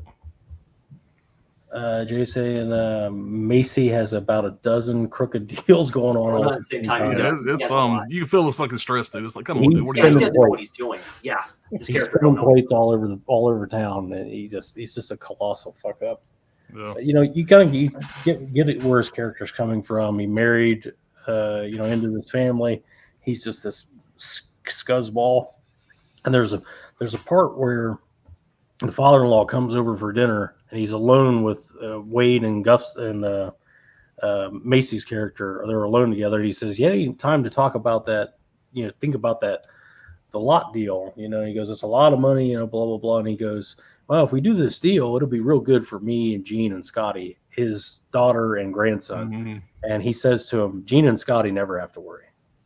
Yeah. Fuck You you, know, but Yeah, kind of lets you know what the dynamic is. And right. but there's a reason nobody likes him and nobody trusts him. You can just tell he's a slime ball. Just by talking to him for 5 minutes, you can tell he's just a piece of shit. Hey, Corey, what's going on, man? Corey, What's going on, buddy? Stop in this thing. Everybody's he's saying, doing hey. he's doing a thing with what's his name? The conversation. Yeah, Doing with that, so KB. yeah, with KB. So yeah, good for him. Yeah, great. Yeah, stuff.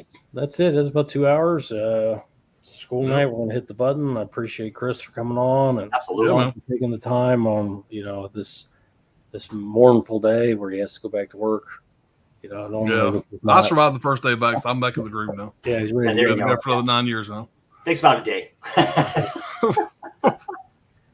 All right, guys. Well, we're gonna hit the button. We'll see you guys on the next one. All right, guys, y'all be Here, good. everybody. See y'all next time. See you next time.